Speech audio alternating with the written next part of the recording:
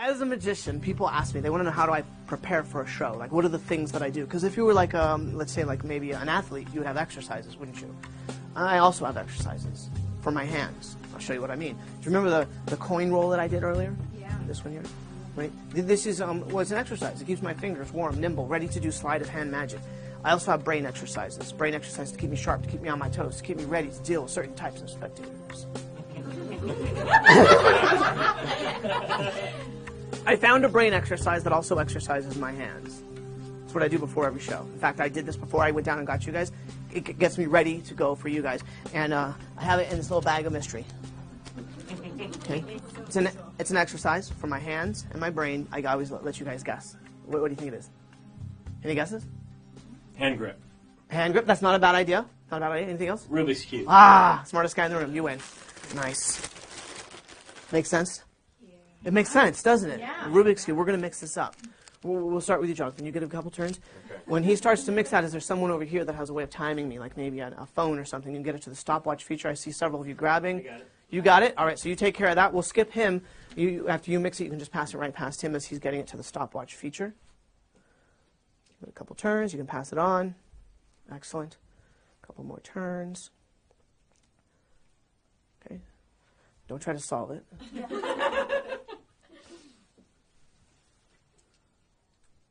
All right. Have you found the stopwatch yet? Of course I can't find it. You need some help? I got it. You got it? All right. One of the stopwatch feature? Yeah. And would we all agree this is thoroughly mixed? Yes. Yes. We don't need to mix it anymore. No. Yeah. Just to be safe. Just to be safe. Give it a couple turns. Just because, who knows? It's pretty mixed. Yeah, that is much better, actually. No, I'm kidding.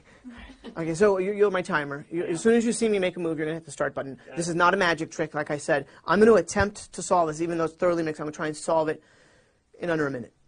Okay? As soon as you see me make a move. Are you ready? Yep. Here I go.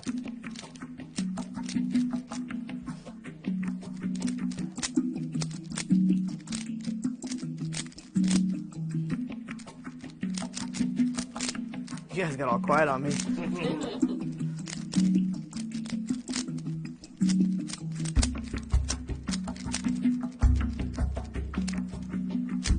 How am I doing on time? 24 seconds. That's 24? Yeah. Time. What?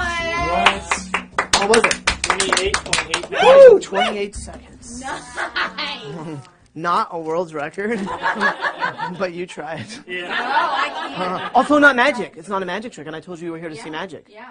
We're going to do some magic with the Rubik's Cube. You want to see some magic with the Rubik's Cube? Yes. So I was watching you mix it. You seem like you were like almost a professional mixer. They seem pretty good. So. I'm Aaron's wife. Do you remember Yes, Aaron? I know. And thank you for not bringing him. So you're going to mix it, okay? But before, so I've already started mixing it. But some people think if I do this like by myself, they think, oh, you mix it into a premix that I've already memorized. Right. That's not how it works. So you're going to mix it. In fact, some people think if I watch her, that I will watch what she's doing and memorize that, and then just reverse it, which is crazy. I'm not doing that. I still think it'd be cool if that's what I was doing, but I'm doing this so you know that that's not what I'm doing. Okay, may I turn back? Okay. What would you? Oh, ah! Whoa, don't explode. Sorry. No, it's okay. It's okay. It's all good. It's all good. Thoroughly mixed. Thoroughly mixed. We didn't switch one for like a. Okay, we're good. Yes. Excellent. Okay. Magic with a Rubik's Cube. The mixed up Rubik's Cube, the one that you mixed up, goes clearly and cleanly into the bag of mystery. I snap my fingers over the top and say the magic words. Fixo, unmixo. I wrote that myself. Yeah. And the Rubik's Cube has magically fixed itself. There's more mix. What? We're taping this. I was thinking the No, same. I'm kidding. I'm kidding. Of course there's another one in there. Of course there's another one in there. See? I needed a fun way to bring in a second cube, and I like to figure out who's going to call me out on stuff. I didn't think it would be you. I did not expect you. No. But I needed the second cube. You see, do you know how many ways there are to mix up a Rubik's Cube? Anyone? 43 quintillion. You know what that is? It's a big, long number. It's number 43 with 18 zeros after it. 43 quintillion is this. If you were to stack these on top of each other, and you could go from the South Pole to the North Pole to Nerdsville and beyond. It's true. If you were to turn this one turn every second for the rest of your life, you wouldn't get to 43 quintillion. What's my point? you mix this into a rather unique mix, a mix I've never seen before and I will likely never see again. But I've been studying it. And that's where this cube comes into play. You see where this is going? Oh, you're not going to fill No way. Hold on. Wait, no. I believe if I done my job right, one more turn, and the fronts match. Do they match? Dude. Oh. That's 1 out of 6 sides. Is that 2? That's 2. That's 3. That's 4. That's 5. That's all 6 sides, guys. It's crazy. What? That's something. Well, it's still not magic. No, I mean it shows you how much time I've wasted in my life, right? But it's not a magic trick, right? Yeah. You guys want to see magic? How many cubes are in the bag this time? 1. One. One. And is it mixed? Yes. Very clearly mixed. Clearly one mixed cube. I'm going to attempt to solve it without ever touching it. Yes. No. Watch how fair I am. Watch how fair I am. Watch. That is fair. Yeah. Okay. Without ever touching it. Would you like to see that? Oh, it's not, it I can't do that. Oh. No. No, I told you I'm a sleight of hand magician. To do sleight of hand magic, you need to be able to touch whatever you're doing the magic to. Like this, watch. 1, 2, and 3. That's sleight of hand magic. I don't know what you call this, though. No, look. Inside the bag. I never touched it. Look how fair this is. What? Never even touched it. Babe. Come on. Wow.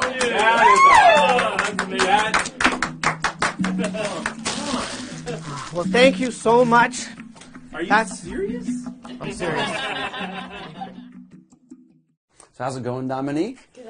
All right, I'm going to do a little magic here with some Rubik's Cubes. Can you solve a Rubik's Cube?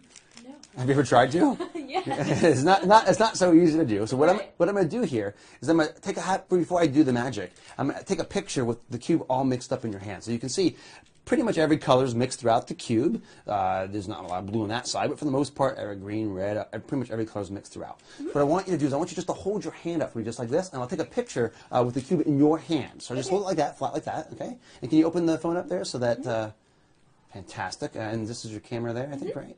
There? Okay, so perfect, all right. So just hold the cube a little bit so that your face so I can see it like that. Perfect, all right. So big smile, here we go. You ready? 1, 2, and 3. Awesome. Okay, cool. We'll come back to that in a second. And at the end of the trick, I'll take a picture with it solved, and that way it will look like you solved the cube. All right, pretty cool, all right? All right, so give the cubes a couple mixes. And have you ever seen anybody solve it really quickly with a Rubik's Cube? Yes. Ever seen anybody solve it magically? No. Watch, I'll give it a little shake like this. Just watch it. A little shake. And as I mix it, you'll see the cube just solves itself right in front of your eyes. Pretty awesome. Right? It's a real Rubik's Cube. You can check it out. It's not like a spring or loaded or anything like that, right? It's a real cube. So we'll take this step. We have this one solved now, and this one here is still all mixed up. So what I want you to do is I want you to take the cube and kind of like before, hold your hand out. Put the cube in your hand, but put your other hand on top of it so I can't touch the cube, all right? So I'm going to take it like this. I'm going to spin the cube around, and so the color is changing constantly. You just say stop as I spin the cube around. Say stop whenever you want. Stop. Right? Are you sure? Yes. Okay, I'll put the cube down on the table. You stop me on the color green. So when I snap my fingers, I want you to say green. Green. Slowly lift your hand. Do you see any green? Do you see any green? Look, no green, no green. Look, only one side solved in your hand. The color green. Pretty awesome, right? Oh my gosh. But I could do better. what? I could do better than that. Look, this is with the cube, right? Earlier, I took a photograph of you with the cube in your hand, with all the colors all mixed up, right? If I could change that photograph so the cube is completely solved and not mixed, that would be awesome, right? Even better if I could change it so the only color you can see is the color that you chose, green. Go ahead, look at your phone. Oh my gosh. Open it up. No way! Look, show it to the camera. What? Show it to the camera.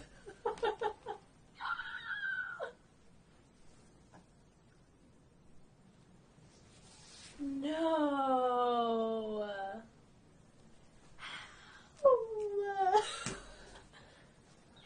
Okay. Okay, so let's talk about some different types of effects that we can do with the idea of a cube being mixed up and then whatever that mixed up thing is matches something else. So it can match another cube or some other object, and different ways of presenting that. So to start with, there's two basic, I think, ways that you can do that. You can have the spectator mix a cube up and then secretly switch it out, like we do with the bag switch. And now that seems like the spectator mixed the cube to match something else, another cube or whatever that is. Or you can say, I have a cube here that is mixed or solved, and now I'm going to mix the cube, and using my skill, I'm going to match something else, another cube, or something else that is an image of that exact mixed pattern. Make sense? So I think there's two ways you can present that, so you can think about that from the beginning, which way you want to go with that, and you're constructing an individual routine or part of a larger Rubik's Cube routine. The idea of matching, I think, comes from Garrett Thomas is the first that I've seen doing it. Gregory Wilson has a great method that uses a gimmick. Michael Carbonaro did a version on his show, which is really great, where a little girl mixes up the cube and it matches a big giant cube, bigger than one of these even, that was there from the very beginning as they're mixing it. And I think other people have done some similar ideas as well. I think Cyril actually did, Cyril Takayama also did some sort of matching effect with a T-shirt or something along those lines too. Right. Which is also an idea I had. So we'll talk about real quickly some different ideas. We can use two cubes, but if you're only using one cube, whatever that one side is can now match something else. So one idea is Kaylin Morelli has a great effect where he's wearing a jacket with a T-shirt underneath, and the T-shirt now changes.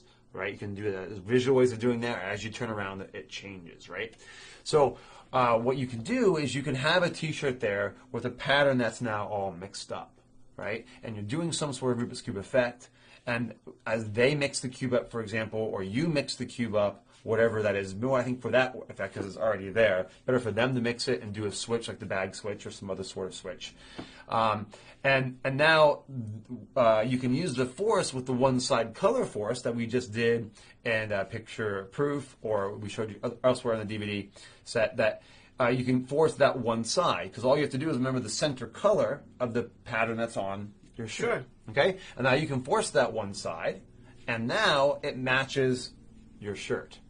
Now, because it's already in your pattern, you can do a quick solve, and as you're doing the quick solve, the shirt changes, and now the shirt is solved as well. So that's a great street magic type of effect. Yeah, and you could definitely have a three-side view of the picture of the cube. Yeah, you could do that as well, absolutely. Yeah. So it could not just be a one solid shape, it can be like a three-sided view of the shirt. Depends how you get it printed up. Exactly. And if you check out the different methods we have for doing like a right-hand solve, there's one where I hold it up in the air and I spin around as I do it. And so that's possible to hold the cube in the air, spin around, have it solve, and then once you come around, they see the shirt's now solved too. Sure. So it's like a double effect. The shirt solving, the cube solving, it's a lot of magic happening. I've never done that, but I think it's a really good idea that's very doable if you already do the T-shirt type of thing. Yeah, you could also start with a solved cube Right. on the shirt. You could have them mix the cube, apparently. Yeah. And then you could turn around, do whatever you want, and have the cube that's solved turn into the mix that they have. Absolutely. So you can go in either direction that you want with that, right? So some other things other than a T-shirt is, of course, you could use like a business card. So maybe in the back of your business card you have a photograph printed, or maybe you're holding a Rubik's Cube in your photo, and that's already in the mix that you're trying to get to, for example. You could do it to any other object, like I've thought about doing it for some television stuff where it was on a billboard, for example. So like a changing billboard. You know how you have the billboards that change? And so maybe it's like an advertisement, and then it changes to a mixed cube or a solved cube, and then to the next side. So either one way or the other, like we just talked about with the T-shirt, but instead with a billboard. Where you could even, if you were doing a big show, and you knew about it in advance, you could put an ad in a newspaper. Absolutely, or have a huge prop on stage. That's a Rubik's Cube prop. Then it matches the Rubik's Cube prop. It just seems to be a prop in your theater show, but now it matches that. Another great thing is in like the close walk-around environment, it would be the use of technology. So you could have a phone where you have a prediction on the phone, and now it matches the prediction. There's some different apps that you can use to use like multiple outs to get to different sides. But we came up with a really cool one that you can use with your iPad or your phone that I think is also kind of cool. So we'll show that to you right now. I went ahead and made it up with my iPad, so it's a little bit bigger here. Let's see if I can throw this up here so everybody can kind of see it. What I did is I created an album here where there's a whole bunch of pictures of Rubik's Cubes. And all I did is I started off with just a solved pattern. And then I started putting it into my mix. So this is the Cube Effects mix. Now, as I go through, you'll see it still looks pretty unmixed, right? And here I'm taking some different pictures of different sides of it, almost unmixed. And when I get a few pictures in, now this is all my cube effects pattern. But it's changing one every time. So it's a loop of 6 different photographs. But they're actually all different photographs, but there's the 6 same top patterns. But I'm changing them. So you'll see like maybe here, as we get farther, you'll see like, for example, 2 yellows in a row here, right? So now that's 1, that's 2, 3, 4, 5, 6. The next one you'll have 2 more yellows in a row, but it'll be oriented in a different direction. So I'm always turning the cube to get those different photographs. So it looks like every one's a different one, right? So all you need to know is to what side you need to have the cube that's going to match up is going to be the center one. And once you know what the center one is, now you know exactly how to put your cube down so it will match exactly what's on the screen. Right. So what you can do is come back here to the beginning, all right? Come out with a Rubik's Cube and say, look, I'm going to start mixing the Rubik's Cube up, and I want you to take and start just swiping the screen. So go ahead, John, start swiping the screen there, and I'm going to start to mix up the cube here. And as you go through, see that all of them are, in fact, different mixes there. And at any point in time, just go ahead and just stop at any point in time you like. All right, now, ideally what you want to do is you want to frame that so they're stopping at the same time that you're stopping. So let's go back a few and show you how it's a little easier to do that with your wording of it, all right? So keep flipping through the pages, and as I'm going through, you're going to mix the cube up. At any point in time, go ahead and just stop.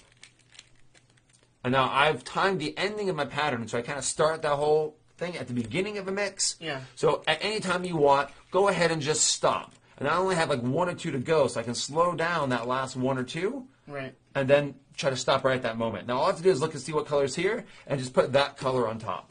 And now look, you stopped me right at this photograph. Look, it's a perfect match for the one here. Right? Very good. Right? And then if you wanted to, you could, and you can see that's different. If you would have stopped me differently, it would have been different. And if you're watching down here, you can see where you were at in the screen. Or what you can do is just touch the dot, and it comes right back to the solved. So now what you can do is you can come over here and actually solve the cube. So now I do the unmix to unsolve it, get in the pattern, say, look, all of them are very different. Now watch the cube here, and as you say watch the cube, you just touch the screen, give it a shake, right? And now the cube solves, and now it's back to solve, kind of like we talked about with the t-shirt idea. Right. So there's lots of ways that you can come up with and play around with the idea of using that matching sequence to fit your own personality or your own performance conditions. Sure. Sounds good. All right? And this is what we call, go ahead, tell them What? the name of it. What's the name of it? Oh, we didn't get one. I didn't get one.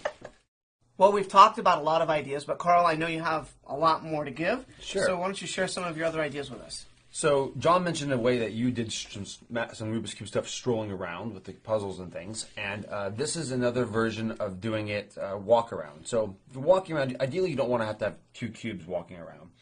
So oftentimes what I'll do in a strolling environment is put a solved cube into the mix pattern, walk up, do a few fake mixes, and then be able to go into any one of the quick solves that you want to go into. All right, so I'll do a quick solve at that point. Whatever one you want to do, that goes onto the table. It's quick solve. And now you can give it to them and let them legitimately mix the cube up. So the cube now gets mixed up. And if you can do the one-handed solve, the one-sided solve, where it happens in their hands, that's a great effect to do walk around. You can also do just the one-sided solve walk around in their hands because you don't have to solve the cube in between every performance. Every time you can mix it and then give it to them, let them mix it, get the color, and then do the one-handed solve in their hands. And that would be the only effect you do, just one cube effect at each individual table, which is great if you're in a hurry and you have to get to a lot of tables, if you don't want to do the reset of having to solve the cube in between, or if you can't solve a cube very quickly in between. Sure. So that's great, and some different ways that I've gotten the information for getting the color and walk around, because pre-show you can't really do walk around if you walk up to a table, for example, right? So sometimes I'll just straight up ask them what their favorite color is. So what's your favorite color? I kind of ask that in the beginning. I kind of do a lot of stuff. And so what was your favorite color again? Once I already have it in their hand. Yeah. What was your favorite color again? I miscall it, and then they say their favorite color, and then you make it solve into that. That would be the easiest way of doing it. It's not as strong, but you'd be surprised just that effect of that size solving in their hand is enough to get a great reaction out of people. It's not necessary that you didn't know the color to begin with. That's a good starting point. Some other ways I've gotten the information is this, which is the classic color cube. I think it's called the TV cube box or something like that, where you put it in, the lid goes on top. As you turn around, you secretly move the lid, so now it's here so that you can now just put it on the table and actually see what color they put on top. And then when you go to open it later on, you just open it like this, and now it looks like you just opened the lid. And so that's another easy way of being able to get the color before you actually put it in their hand, or before you solve it and then put it in their hand, and then you reveal to the color to everybody what they chose, and then you make it solve to that color, which I think is a really great close-up walk-around version. And the joke I've always used with that is while they're mixing this cube, right, they're mixing the cube, I go, let's see if you can mix this one.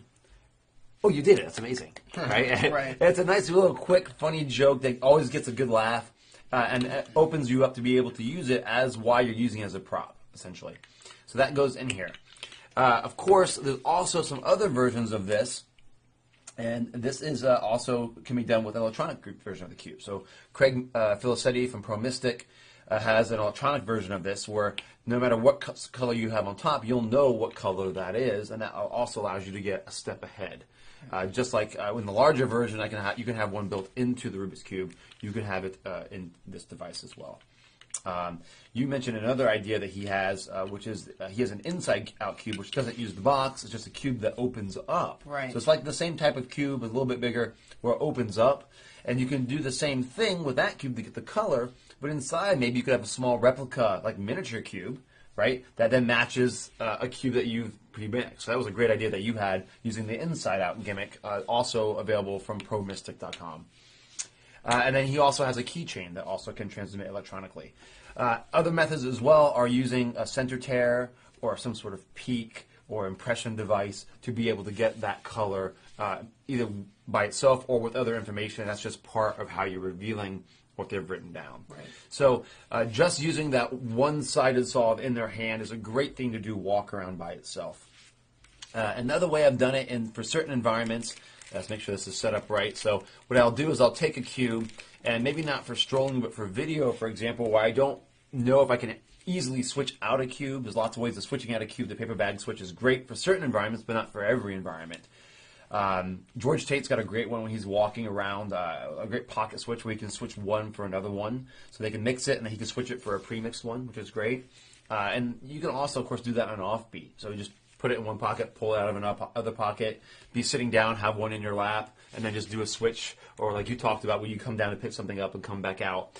That can be done strolling, and you can choreograph ways, but then you still have to walk around with two cubes, right? So more of like a video type of situation, like television, or maybe more of an impromptu, like close-up show. One way I've done it is put both cubes in a mix. So now both cubes are now mixed up in my Cube FX mix. I can have them choose either one they want because they're both in sequence. He can mix the cube up legitimately while I'm pretending to mix this cube, but what I'm actually doing is just doing my fake mix, all right? Now at that point, so one cube's completely mixed, one cube is solved, whatever that is. You can then do an instant solve. So as you take your cube that you've been doing the fake mix with, right? Right. You can now do the instant solve, and I usually do that as I take their cube back. This goes into their hand, and as it hits their hand, it's now solved, and it looks like they did the solve. Sure. And then you take the other one that's legitimately mixed and do the one-sided solve with that one. Sure. So there's different ways you can combine these patterns to make some really cool variations of the routine. Right, and talking about walk-around magic and wanting to carry one or two cubes, I think we mentioned this earlier, but there are some great cubes that are about this size. The nice thing about this is it still looks like a legitimate cube. Right. Well, not this one that's white, but you No. can get the same thing in black so Right. that it looks like a real Rubik's Cube. It still handles and performs like one. You can still speed cube it. You can do everything that we talked about And this would be a little helpful if you wanted to Yeah, have two and this cubes. takes up less pocket space, so you can have this in your jacket pocket or even your front pocket. And it's not nearly as bulgy as something like that is. So it's not a huge difference, but it's enough to make it a little bit less noticeable so that you could have 2 cubes or 1 cube walking around pretty easily. And you can still do the moves with this type of cube, as long as it's a speed cube. Not because they make some really small ones that are really crappy and that are really hard to move. That are about this size but 3-sided, and they have some good ones too. But be careful because some of them are really bad. But even with this one here, you can still do the mix with this very easily to be able to have that do the same quick solves. It's not much difficult, especially if you have smaller hands. It might even be easier for you. Right. So that's another great idea for any kind of strolling walk around type of magic situation. As I was watching Carl do one of his effects with the having one side solved, Right. and the thought that crossed my mind, which I asked you earlier on the DVD, was, do people think that the stickers are disappearing when you have the Right. one side solved or not? And I kept thinking about that idea. Yeah, so and I was saying, so when it's in their hand, you have one side solved, and you're Right. saying, "Look, do you see any white? Do you see any white? Do you see any white? Do you see any Right. white?" A lot of people think that the white's gone completely. and so the idea was maybe this is a starting point for a new idea, Mm-hmm. which is that they have in fact Disappeared. Right. So instead of showing the white color, instead of doing the move that we use for the force, to be able to show that it's not there. Right. So now you shouldn't be able to see any white as I turn it, and now the white has completely disappeared from the cube. Right? So that could be a cool idea of taking a chosen color and making it just disappear from the cube, and then maybe doing a quick solve of some sort to show that, look, as you shake it, now it's back.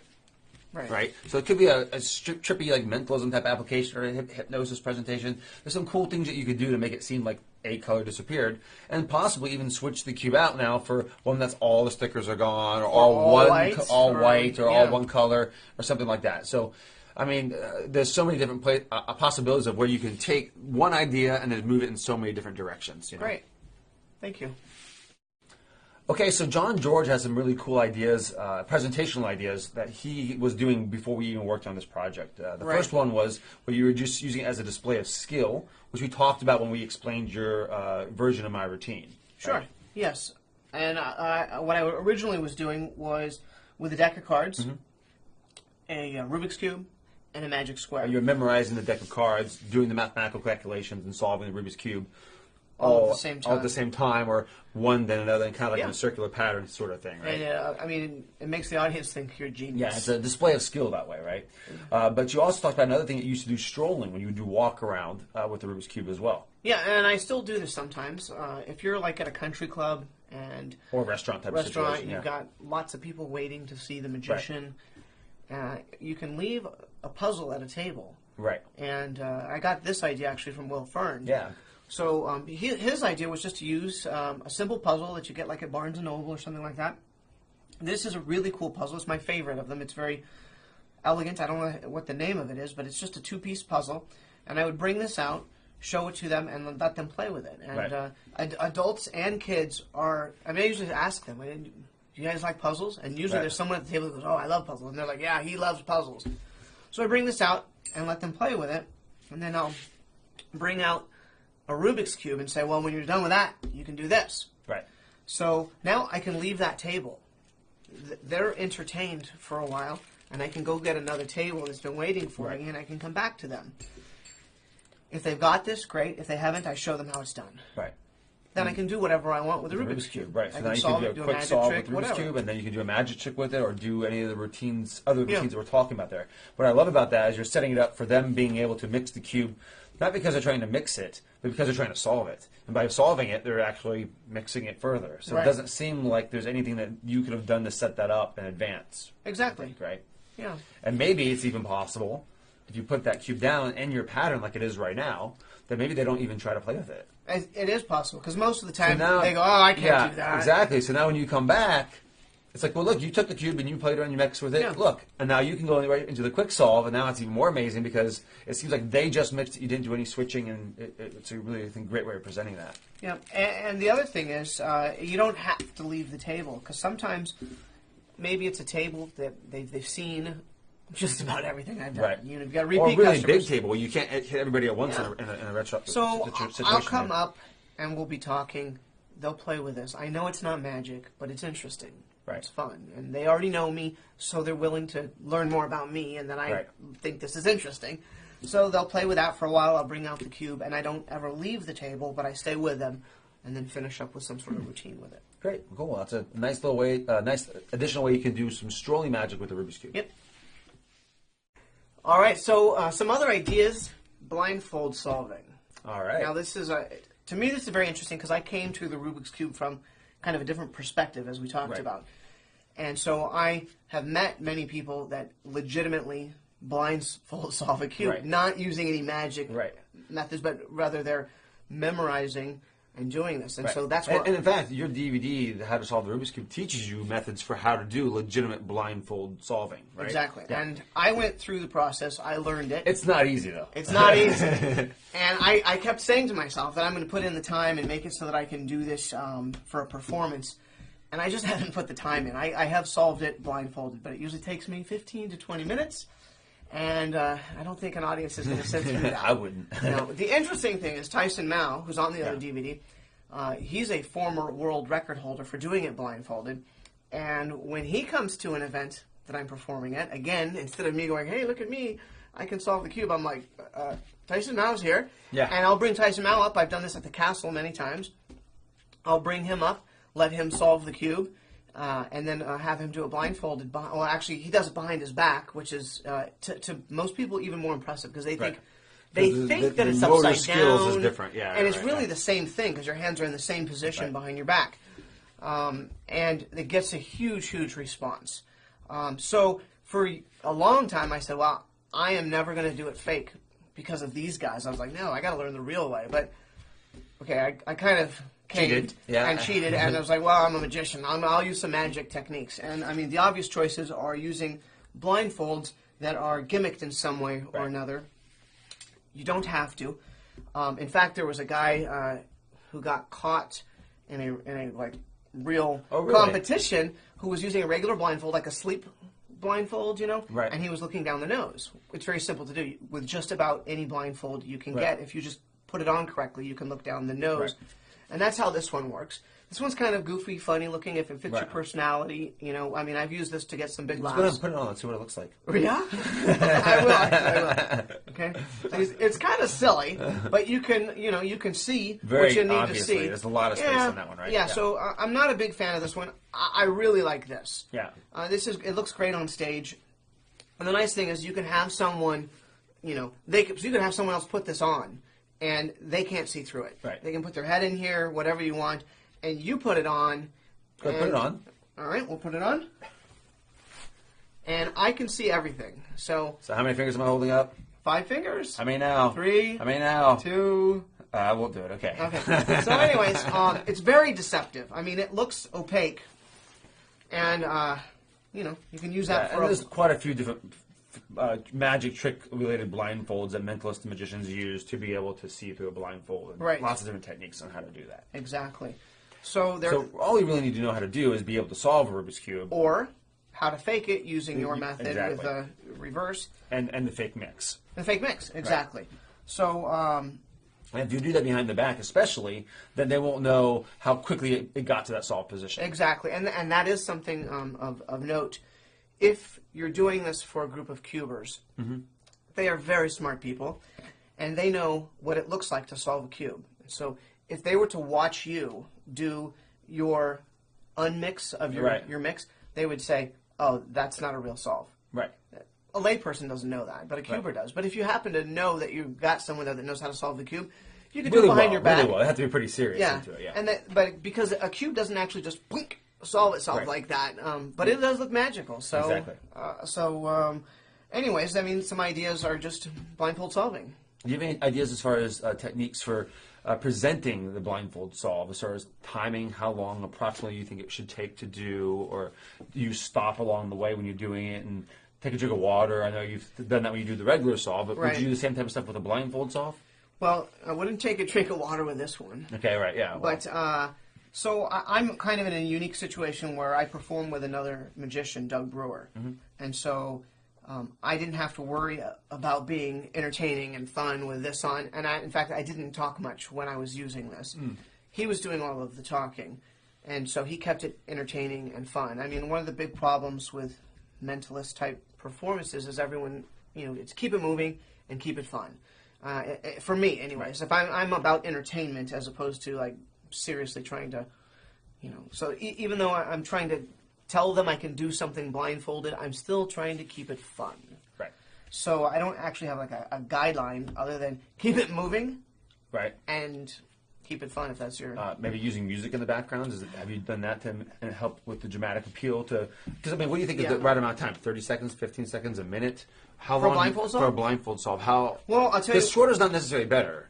No. Because you build drama by making it a little bit longer as long as you have the right moments in there to make it work. So when Tyson does it, he is memorizing it for over a minute. While he's memorizing it, I'm talking to the audience. I'm giving them, like, facts about the cube. I'm talking about Tyson. I'm making it interesting. And he's looking at it for over a minute. Then he'll put it behind his back. So you could also do that for yourself. Exactly. If you're talking about anything with cube related, as you're saying, I'm looking at it and analyzing the cube, you don't have to be doing it if you're doing my mix, for example. Exactly. Or even if you don't know the mix, as long as you can solve a cube, you're not really memorizing it with a blindfold, so it doesn't really matter. And that's a great way to build some extra time into the routine and make a 30-second solve a 3 or 4 minute routine, right? I guess the answer is, it's got to be believable. If you're trying to make them believe that you're memorizing it, give it some time. Act like you're memorizing it. Now, the reality is that the top guys in the world can memorize a whole entire Rubik's Cube. I don't know what it is now, but like less than 15 seconds. Right. Which is crazy. But they can do it. But the real audience doesn't know that. They expect you to have 30 to take some seconds time. to a minute is probably about the right amount of time to build to make it seem like you're really memorizing it. Exactly. And then the solve, again, depending upon your presentation, I would say 30 seconds to a minute and a half, Right. Once you've got it, memorized.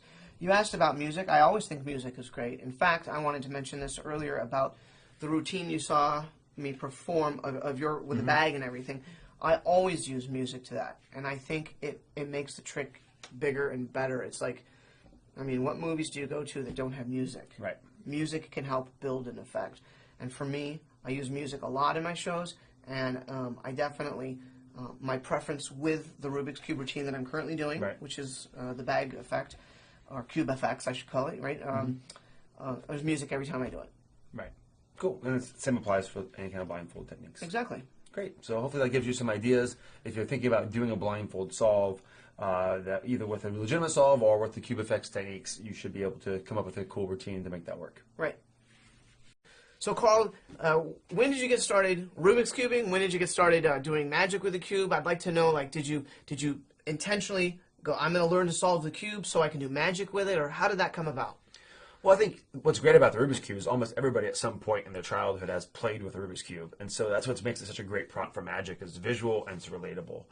I tried it when I was a kid, didn't do it very well, always thought it was a super hard thing to be able to do, and never really tried really hard to learn how to do it. And then you put out your DVD with Tyson on how to solve the cube, and I said, if John and George can solve the cube, anybody can solve the cube. Really? Obviously. Yes. So I had seen you, I think, Magic Live or something like that, and you had talked about that you'd put this project out, and I'd seen you do some stuff with the cube. I was like, oh, that's really cool that you can solve it that fast. And I happened to be on a trip with a friend of mine that I used to play a lot of chess with in college in Greenville, South Carolina, and we happened to go in the Barnes & Nobles, and we ran across in Barnes & Nobles the Rubik's Cube with John George's DVD. I was like, hey, that's my friend John George. It's his DVD. We both bought it. We both sat down and pretty much learned it all day long, how to solve the cube. And within a day, I watched and learned the basic technique. Within 2 days, I could solve it on my own. And within a few weeks, I was doing it in about a minute. So what you're saying is I made a good DVD. Yes, exactly. You made a good DVD. And I'll say, it's really well done. And we've, of course, included this DVD with this project. This is the DVD that I learned how to solve the cube from. So it's a great resource. And I haven't gone as much detail as you put on the DVD. You can get it a lot faster than I am at. I solve it around 50 seconds to a minute. You can do it in 20 to 30 seconds. And people can get even closer, like 15 or 10 seconds, which if you put a lot of practice into it. Exactly. So this is where I learned how to solve the cube from. And I learned it, again, pretty quickly. Some people will learn longer, but the truth is, when you realize the steps it takes to be able to solve the cube, it's not nearly as hard with the new techniques as people think it is. Exactly. And that's why it's such a big difference in the amount of effort that you put into it versus what the perceived value of being able to solve the cube is. So once I learned how to solve the cube, pretty quickly I came up with some of these ideas. I was already familiar with the Enchanted Cube and Garrett Thomas's routine with the Enchanted Cube, which was just really brilliant. And so I kind of shied away from the matching effects. I knew that Garrett had done some of that and had given that, shown Marco Tempest to some other people how to do that effect. So I kind of stayed away from that. So my original routine was the bag switch, which I came up with. To be able to switch the cube, I had a solve cube and a mix cube.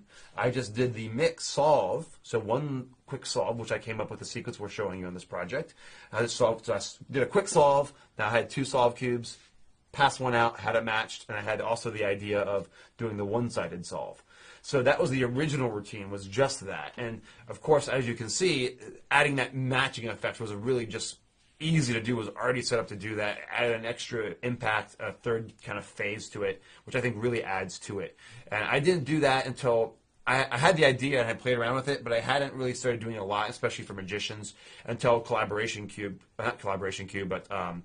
Nightmare came out, which he taught that matching effect on that. So once that cat was kind of out of the bag, I went ahead and did it. But of course, I want to give it credit to Garrett Thomas for inspiring me. He was the real one that I originally played around with that idea with. All right. So then I just started doing that whole routine pretty much as you've seen it. And of course, I do it differently depending upon the environments I perform in. So if you saw me on the Pete Holmes show, when I did it there, I didn't use the bag. I didn't do that whole routine. I did a little different presentation where I came out with 2 mixed cubes, had him take one, mix it up, but they're both already in my pattern. Then I could do an instant solve and then do the one-handed solve from the cube that he just mixed. So there's different ways you can play around with this if you're performing on television versus close-up. So maybe close-up, I would just come out with 1 cube rather than multiple cubes, which are a pain to walk around with. 1 cube already mixed, do some mixes, kind of like Garrett does, because he doesn't actually have them mix it. Where you can do a bunch of fancy mixes and then do a quick solve with the real cube rather than the Enchanted Cube, and then give it to them, have them mix it, and then do the one-sided solve. So there's lots of really cool ways that you can adjust the routine depending upon what your preferences are and what environments you're performing in and who you're performing for. Right. So now you do solve the cube. I again solve the cube, absolutely. That's not in your routine. No. Now, do you ever put that in the routine? Usually only when I mess up. Usually when you mess up. and then I have to solve the cube to get back to this part of the routine, which, of course, when you first start, that will happen because doing the moves and presenting are 2 separate things. And over time, you get really used to doing the moves while you're talking. But in the beginning, you can mess up your moves because you're trying to focus or something happens in the routine. And that's just experience. It just comes with any kind of performance experience. I have played around with doing it in front of it, but I don't think... When I started playing around with that idea, I wasn't solving the cube quite fast enough that I felt comfortable doing it where it wasn't quite long. Now, that's something that you do. Before we get into that, why don't you give us a little history about how you got into the cube and the evolution of your routine as well, Sure. you know? So, kind of interesting. I was sitting in an airport in Las Vegas waiting to get on the plane, and I was thinking about Ricky Jay and a routine that he did where he was doing the Knights Tour while reciting poetry and doing cube roots. Mm-hmm. And I was thinking, I don't know, I really was enthralled by it, and I was thinking, what could I do that was different, but kind of had that feel to it? Of skill, not Yes. just magic, but skill and like amazing wow. Exactly. So I thought, well, what if I solved a Rubik's Cube while doing an extremely difficult math puzzle, or math problem, I should say, and at the same time memorizing a deck of cards. So now I knew how to do magic square and memorize pseudo. So it wasn't a magic routine, it was more of a skill-based It was routine. a skill-based routine. So I thought of this, and I called my good friend Doug Brewer. I'm like, hey, I got this idea. What do you think if I did this? And he's like, oh, that's a good idea, but how are you going to solve a Rubik's Cube? And I was like, well, I don't know, but I saw that Will Smith did it on Oprah. Yeah. And I was like, well, if Will Smith can do it, I can do it. So I went online, learned how to do it. Could not get fast at it. Could not get, like you said, couldn't get fast enough to where I thought, wow, this would be entertaining for someone to watch. And that's when I started going to Rubik's Cube conventions, or I should say competitions. And the first competition I went to, I met Tyson Mao, who was the guy I learned from on television. I mean, on the Will internet. Smith learned from too, right? Which is the interesting part was Tyson Mao and his brother were the guys that taught Will Smith how to do it for Pursuit of Happiness. Right. So it was kind of a weird circular thing.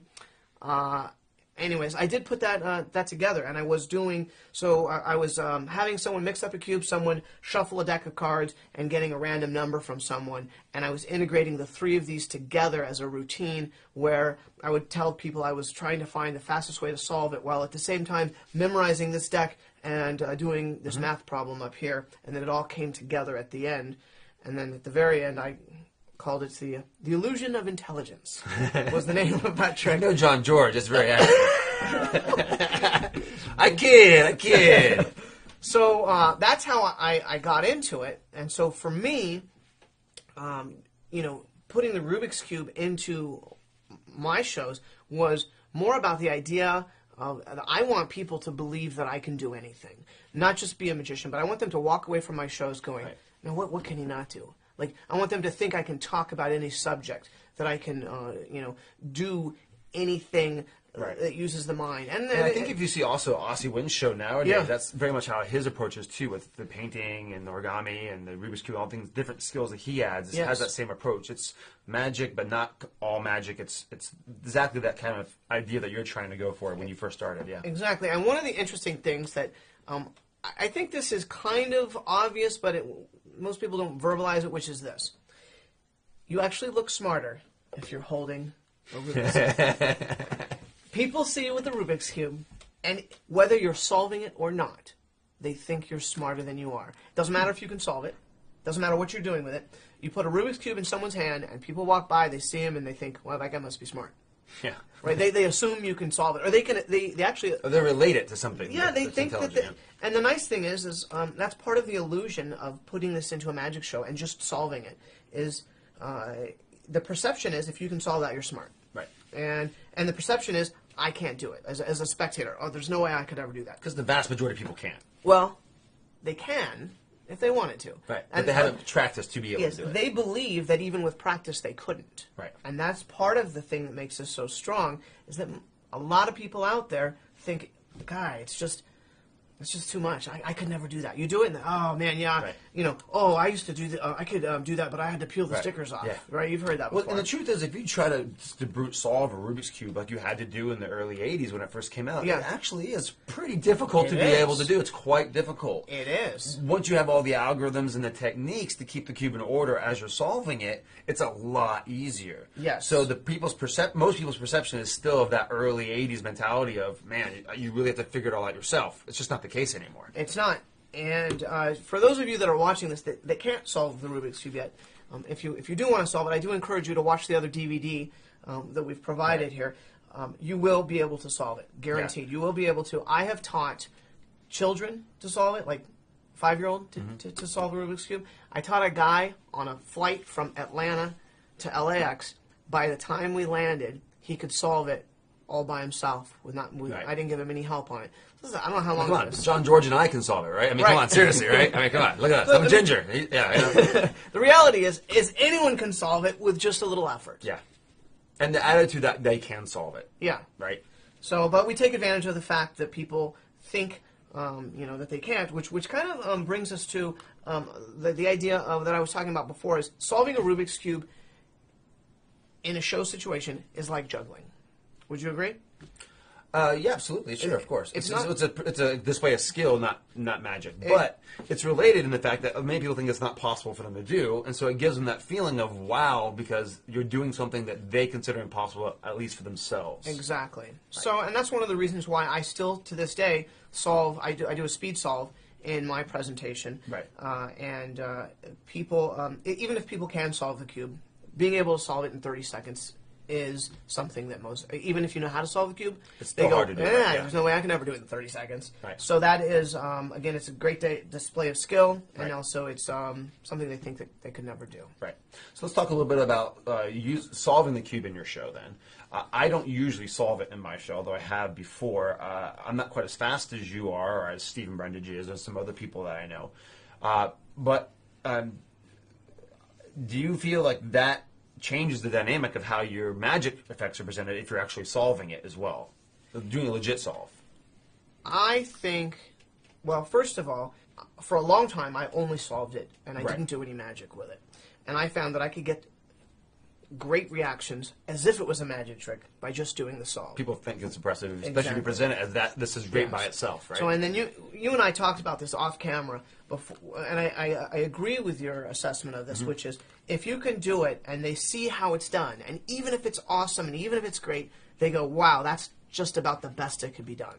I mean, and then when you go do it magically, they're like, "You just showed me what was possible, but this is impossible." Isn't that Right. kind of what we were talking about? Kind of, yeah. What were your thoughts on Well, the other thing you mentioned too is that you just to do a version with a friend of yours that was one of the world record holders, Yes. high level competitors with the Rubik's Cube. Yes. And in your show, you would involve him almost like it was spontaneous, but it wasn't. Yeah. And that gave a whole different feel to using a gimmick as well as to being able to solve the cube. Yeah, this is actually worth talking about. So, there's a friend of mine, Chris Zone, or Chris Zwatten, and he is he's been a world record holder for solving the Rubik's Cube with one hand. Mm-hmm. He's also a hobbyist magician, and I would get him to come help with the shows, like help Right. with lighting or help with the sound or whatever. So he'd be there, and part of my show is to solve the Rubik's Cube. But I'm out on stage and I'm thinking, well, why am I doing it when he's not there? Because he's so much better than me, and I want the audience to see the best possible show I can give them, even if that means using someone else. Absolutely. And so we came up with this routine, which worked out brilliantly, which is I would get to this part and I'd say, well, we're kind of in an interesting situation because my backstage helper is actually one of the best in the world at what he does. And he's agreed to come out here and show you he's not actually a magician, but please welcome Chris. So Chris comes out, and we bring out a Rubik's Cube, and we have it mixed up, and Chris solves it two-handed in generally around 10 seconds. Jeez. Yeah, it's awesome, Yeah. right? And the audience goes nuts. Because his fingers move so fast Yeah. you can't even see it. It's like, So right. he's solving it super fast. Audience goes crazy, and I go, whoa, you know, that's not what he's a world record holder, you know, at. So mix it up again. So they mix it up again. He takes it back and solves it in one hand in about the same amount of time. Right. And they're going crazy. Now they've just seen two displays of skill, and they believe what he's doing is skill because I told them it was not Yeah, and magic. if you see it happening, and they the see it audience is happening. mixing it, he's solving it. And so now we really mess with him and bring in a magic trick. And so I say, well, that's what he's the best in the world at, but that's not what he's known for. You see, he's known for this. And I reach in my pocket and I pull out a Rubik's Cube. A three-sided one about that size. A 3x3. Yeah, 3x3, yeah. That's about this size, a little bit smaller. So it's not this one, but it's a 3x3. And I start mixing it, and I say, he's known for solving these little tiny cubes. Well, if you think about it, these are really hard to turn with your fingers, but he's fast. And here's the other thing. He doesn't solve it with his hands. He solves it with his mouth. I hand it to him. He pops the mixed-up cube in his mouth and moves around like this, and within a matter of seconds pulls it out, and it's completely solved. It's a magic trick. Right. We all know that's a magic trick. And if a magician does that in a magic show, It's a everyone magic believes trick. it's a magic trick. Yeah. But what was They so think great... most people think it's like the cube inside his mouth unwinding itself Yeah. or something like that, right? Yeah. But the setup that we did of skill, this guy is a world record holder at solving the cube, made everyone believe that what he did in his mouth was skill. Right. But it's How- such an unbelievable level of skill, it's almost impossible or even unfathomable to believe that's possible. Yeah. Right. So it was fun for me. I mean, I really enjoyed it. It was because a very interesting thing that most magicians probably don't experience that Right. moment. Right. Yeah. And sometimes my routine, because I usually start off with, doing the matching effect and then the solving effect. And then afterwards, I usually end with the one color. A lot of times I say, does anybody know what the world record is? No, we just saw it. You just did it in a second, Yeah. But, some people think that that's almost like real, that you can do it that quickly, even when you're doing it magically. It's pretty interesting how different people perceive things differently, Yes. Well, and getting back to the idea of, do you solve a cube in a show or not, if you're Right. going to do magic with a cube? It's very similar to the idea of, do you do fancy card cuts, Flourishes, right. and maneuvers if you're doing... And so, I mean, that's not an argument that, everyone's going to have a different opinion on it, but, I do the fancy cuts. Mm-hmm.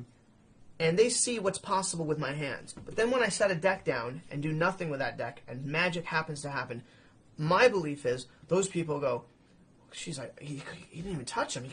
He's skilled with his hands, but that has to be real. Right. I think it's the same thing with a cube. They know what's possible. You've shown them what's possible. Yeah. You've shown them something that they didn't think was possible, but you did it. And now you do something else, and they're like, woo. I completely agree. And Geraint Thomas and I had also had the same conversation where, what he says is that when you put work into something, you show that you have put work into something, you put time into it, you put effort into it. That's one thing that everybody relates to, whether they're hard workers or not. They relate to that as on a human level. That wow, this guy's worked hard at his craft. Whether you're doing cuts or you're solving a cube, you're connecting with your audience at some level there. Versus just look what I can do that you can't do. Right. Right.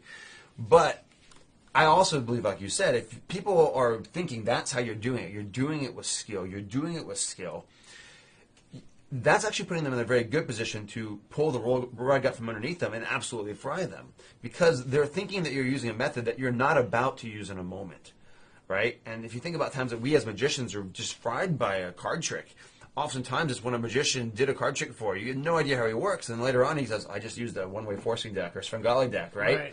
And the reason why that fooled you so badly is because you knew this guy was good. He had all this abilities to do all these different types of effects, and you're looking for all those things. You're looking for how he could be doing it with sleight of hand or skill, and you had nothing. You had nowhere to go. Even though you knew the secret already, you weren't even thinking in that mindset because you're giving them a false explanation.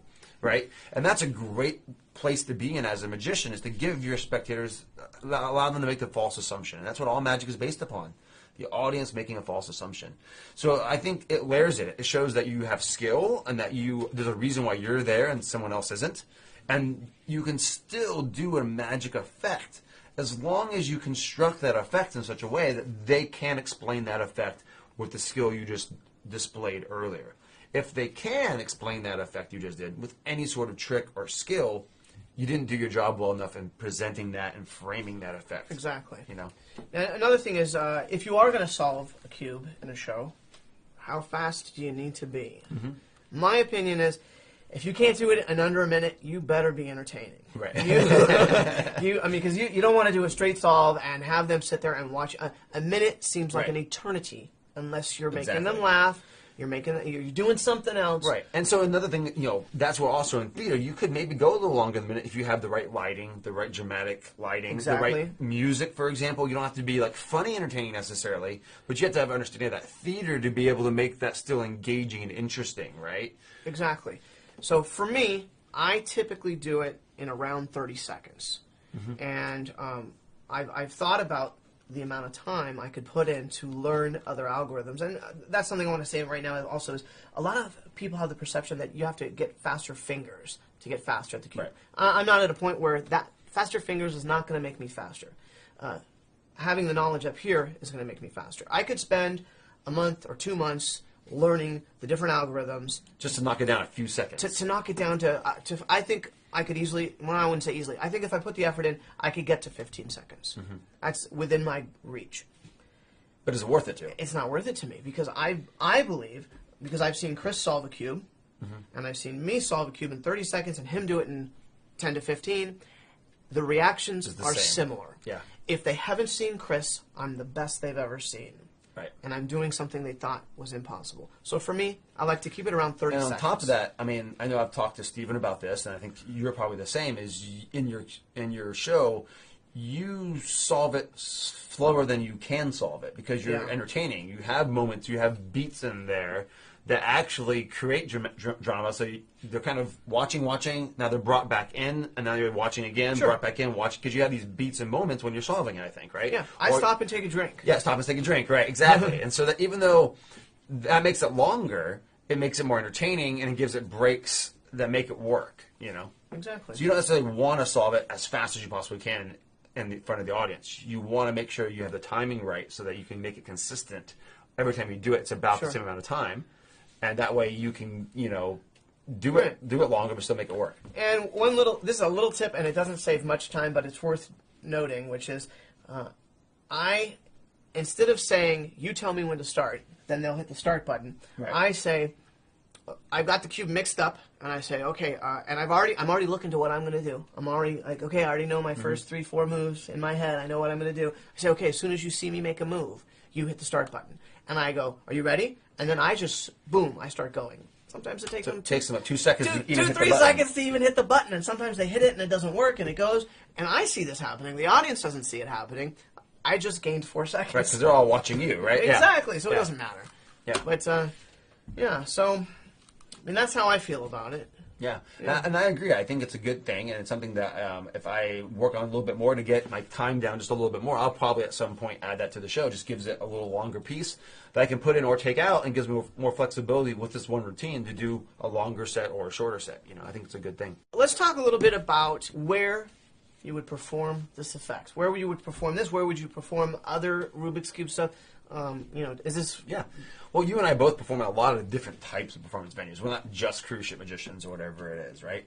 So the main effects on this project are mostly stand-up routines for close-up shows like the theater we're in now, or like a small to large parlor type of show. Sure. That's where it's ideal for, like doing it in a living room, maybe a smaller banquet setting. You can perform for a couple hundred people, I think. But once you get beyond like maybe 200 or 300, it becomes a little bit hard to see effects like the match. Whereas Yeah. the solved can still play pretty big without a video feed. Of course, if you go really large, you're going to want a video camera, and it still will play large. Because I've played theaters pretty big at magic conventions and other venues with large audiences, but with the video, it works just fine. Sure. So I think this routine is very flexible. But in the close-up environment, like walking around or strolling, obviously you can't do this whole routine. You don't have a place to put the bag, and you don't want to carry around 3 cubes with you. Similarly, I've done some television stuff, and you want to change things a little bit for how you do things, so it's less obvious to the method, and sometimes you have tighter time constraints, so you can't do a 7-minute routine. You need to do like 30 seconds. So how can you get more effects into that 30 seconds and cut some of the fat out of it to make it more direct? Does that make sense? Yeah. So let's talk strolling first, I guess. So you've had some ideas. I've had some ideas with strolling magic. Walk around. You don't want to carry around more than 1 cube, right? Right. And the size of the cube in your pocket. So you can use a smaller cube, like something like this one here. Some companies make cubes that are still big enough to do the moves for this routine, but they're smaller. They fit in your pocket. It's not as big of a bulge. Sure. And we'll talk a little bit more about that in the cube section of the DVD as well. Using a smaller cube can help, or using a big cube and maybe a small cube to do the matching with, kind of like the Rubik's Nightmare routine. That's another possibility as well. So I think you have to be a little bit aware of that. And then being able to have routines where you can only use 1 cube versus 2 or 3. Exactly. So obviously, if you're only walking around with 1 cube, you can't switch the cube out for some effects. So to be able to have the audience mix it, and then you to be able to instant solve it, or for you to be able to match something, you can't really do that. Sure. So some ways around that. So number 1, you can walk up with it already mixed. Now you have to be able to solve the cube in between your sets to be able to get there if you're going to have the audience mix it. On the other hand, the one-side matching that we go over in my routine, you don't have to be able to solve all the cube. You only need to be able to solve that one color. So if you're just doing that one effect strolling around, you can have it mixed. At the end, you just mix it up again, go right to the next group, and all you have to be able to do is solve that one color, and you don't have to just be switching cubes in and out. You're only doing one effect, but still a strong effect to do in their hands, right? Sure. So that's one way of approaching that. Of course, how you get the information, you have to use either some sort of smaller electronic thing, or use a center tear or a peak, or just ask them what their color is. Right. Or you can carry around a very small cube and do the force that we talked about in the other section. So, but that can be done very easily, walk around, right? Right. What do you think of for stand-up? We briefly talked about this. So if we're going to do like a bigger show, so, let's say 400 people. 400 people, if you have a mixed-up cube and you solve it, they can see it. It's Right. easy to tell that it was mixed and then it was solved. But matching, not so good. Right. So, and we talked about using video. Sure. So if you don't have video, if we did have, because this is something I've been thinking about, but I Right. haven't done yet. Yeah. And I know they make some cubes about this size that are actually good to turn. These are not so good. They're kind of Right. hard to turn. Right. But what are your thoughts on doing the matching portion with cubes this big for a larger audience? Well, it depends how big your audience is. Yeah. Obviously, this would also obviously play large for a larger audience, but there's still a cutoff of Yeah, distance like where 400 can people. see. I think I would think it would work, but you have to look at the theater, the Yeah. lighting of the theater to see how that looks in every individual environment. Right. But the other thing to think about when you're doing any kind of magic that can't be seen from a large audience, in front of a large audience, that's also when it's important to have a spectator on stage or to be able to present it in such a way that even though they don't know, they can't see exactly what's happening, they can't see what card you're holding on to, the spectator's reaction lets them know that's the card. Right. Or as long as you frame the routine in such a way as they know they're expecting it to match, and then the spectator's reaction reveals, oh my God, it matches. You can still make that play to a larger audience, even if they can't see the exact match themselves. Does that Sure. make sense? So what you're saying is maybe still use the smaller cube You and, still and, can. and bring I someone think up you on can, stage. but you have to have the right stage skills to be able to make that work. Sure. I don't do a ton of stage stuff to be able to do that myself necessarily. I think I put thought into it. But if you did it a lot and you're used to performing in those venues, you're already familiar with these types of techniques and how to present yourself in that environment. I think you can make that work pretty easily. And I do know some magicians. I have one friend, Rick Wilcox, that does a very similar version of my routine in his show. And he plays for pretty large audiences. So you can do it. Pretty large audiences make it work. Right. Yeah. Nice. Yeah. So it can be adjusted either way, I think. But like I said, in strolling environments, you have to put a little bit more thought into which way you want to go with it, and just do your best to minimize your pocket space and be a little bit. You have to use different techniques to make it seem like the cube's being mixed legitimately, whether it's by you or by them, to make it more effective, whatever effect you're going with. Now, you have some experience doing this on television as well. Mm-hmm. Do you change up what it is you're going to do? for Yeah, I television mean, versus- I haven't done a lot of television stuff, but I have done this effect I think 2 or 3 times now on television, on different smaller television, some big and some small television stuff. So in my thought process was I have to make it a little bit tighter. I can't do the whole routine, so I have to figure out how I can make this a little bit more tight to be able to do. And you have to decide which effect you want to do. Do you want to do the matching effect? Do you want to do the solve effect? Do you want to do one color type of thing, or something a little bit different? What are you going after? And then figuring out what's the important pieces of that. So if you're trying to do, for example, a quick solve, it's kind of important that they think that the cubes are legitimately mixed and not in some special pattern, because people do think that that's possible. So if you're going to do a switch, some switches, depending upon the type of television environment, are very easy. If you're filming a street type of show, there's ways that you can do a secret switch with editing and to make that look where you didn't do a switch, but you did. Right? Sure. That's one way of approaching it. If you're doing something that's more live, now it's a lot more risky to do a switch and not knowing where the cameras are going to be angled. Even if they have worked that with you in advance, you got to be careful because they might mess up or they might just try to mess with you or whatever. So you have to put some thought into how to do that. So the bag switch works well because it's surroundable, but it's something that people can rewatch and maybe possibly figure out. Right? Sure. So I'm a little hesitant. I have done that before on some television stuff, but the approach that I took, for example, the Pete Holmes show, is I came out with just 2 cubes mixed. And if people see a mixed cube from the beginning, rather than taking a solved cube and starting to mix it, it feels like those cubes are mixed. And if you just say, pick one up, it feels like they can pick either one up because they're both in your pattern. They pick it up, they start mixing, you take the other one, you start doing a false mix. It really just seems like they're both mixed up. Sure. Right? And now, there's different ways you can go with that. You can hand them the one, you can do a legitimate solve, so you can get to that solve position and then get that cube that they just mixed into your pattern. Now you have 2 cubes in the same pattern, so you can do a matching, or you can do 2 quick solves, or you can do both, or whatever way you want to go with it. And the one-side solve can be done with or without, whether it's mixed or not mixed. So bottom right? line is that with the material that you've provided on this DVD, it's very versatile. Absolutely. It's a matter of knowing when to use the different things that they can learn. Right. You can use this close up. You can use this walk around. You can use this on a medium sized show. You can do this at a house party to a large scale. Sure, but you might have to show. make some small tweaks depending Right. upon. I always say there's 3 things you need to keep in mind: who you are, who your audience is, and what venue you're performing in. And with the material you choose, you have to adjust that, and also the way you perform it based upon those 3 things. And so, don't just take this routine and do it in every single performance venue you perform in. Understand how those things change, how you might need to adjust things a little bit. Tweak it to the Yeah, right. tweak it a little bit. Exactly. And that's what we're trying to give you these ideas, so you're not just being thrown into that situation. You now have some ideas of how you might do it, and then you might take your own different direction. You know? Exactly. You know, similarly with like the one side solve, I wouldn't necessarily do the put the color on top on television. It's a little extra dead time. It doesn't really, it works live, but for television, it's not You the just right have thing. them think of it. Yeah, so maybe you do a little pre-show and have them write something down and get the information, or you just ask them what their favorite color is, or you know, get someone else to ask them what their favorite color is, so that way they have a little bit bigger reaction.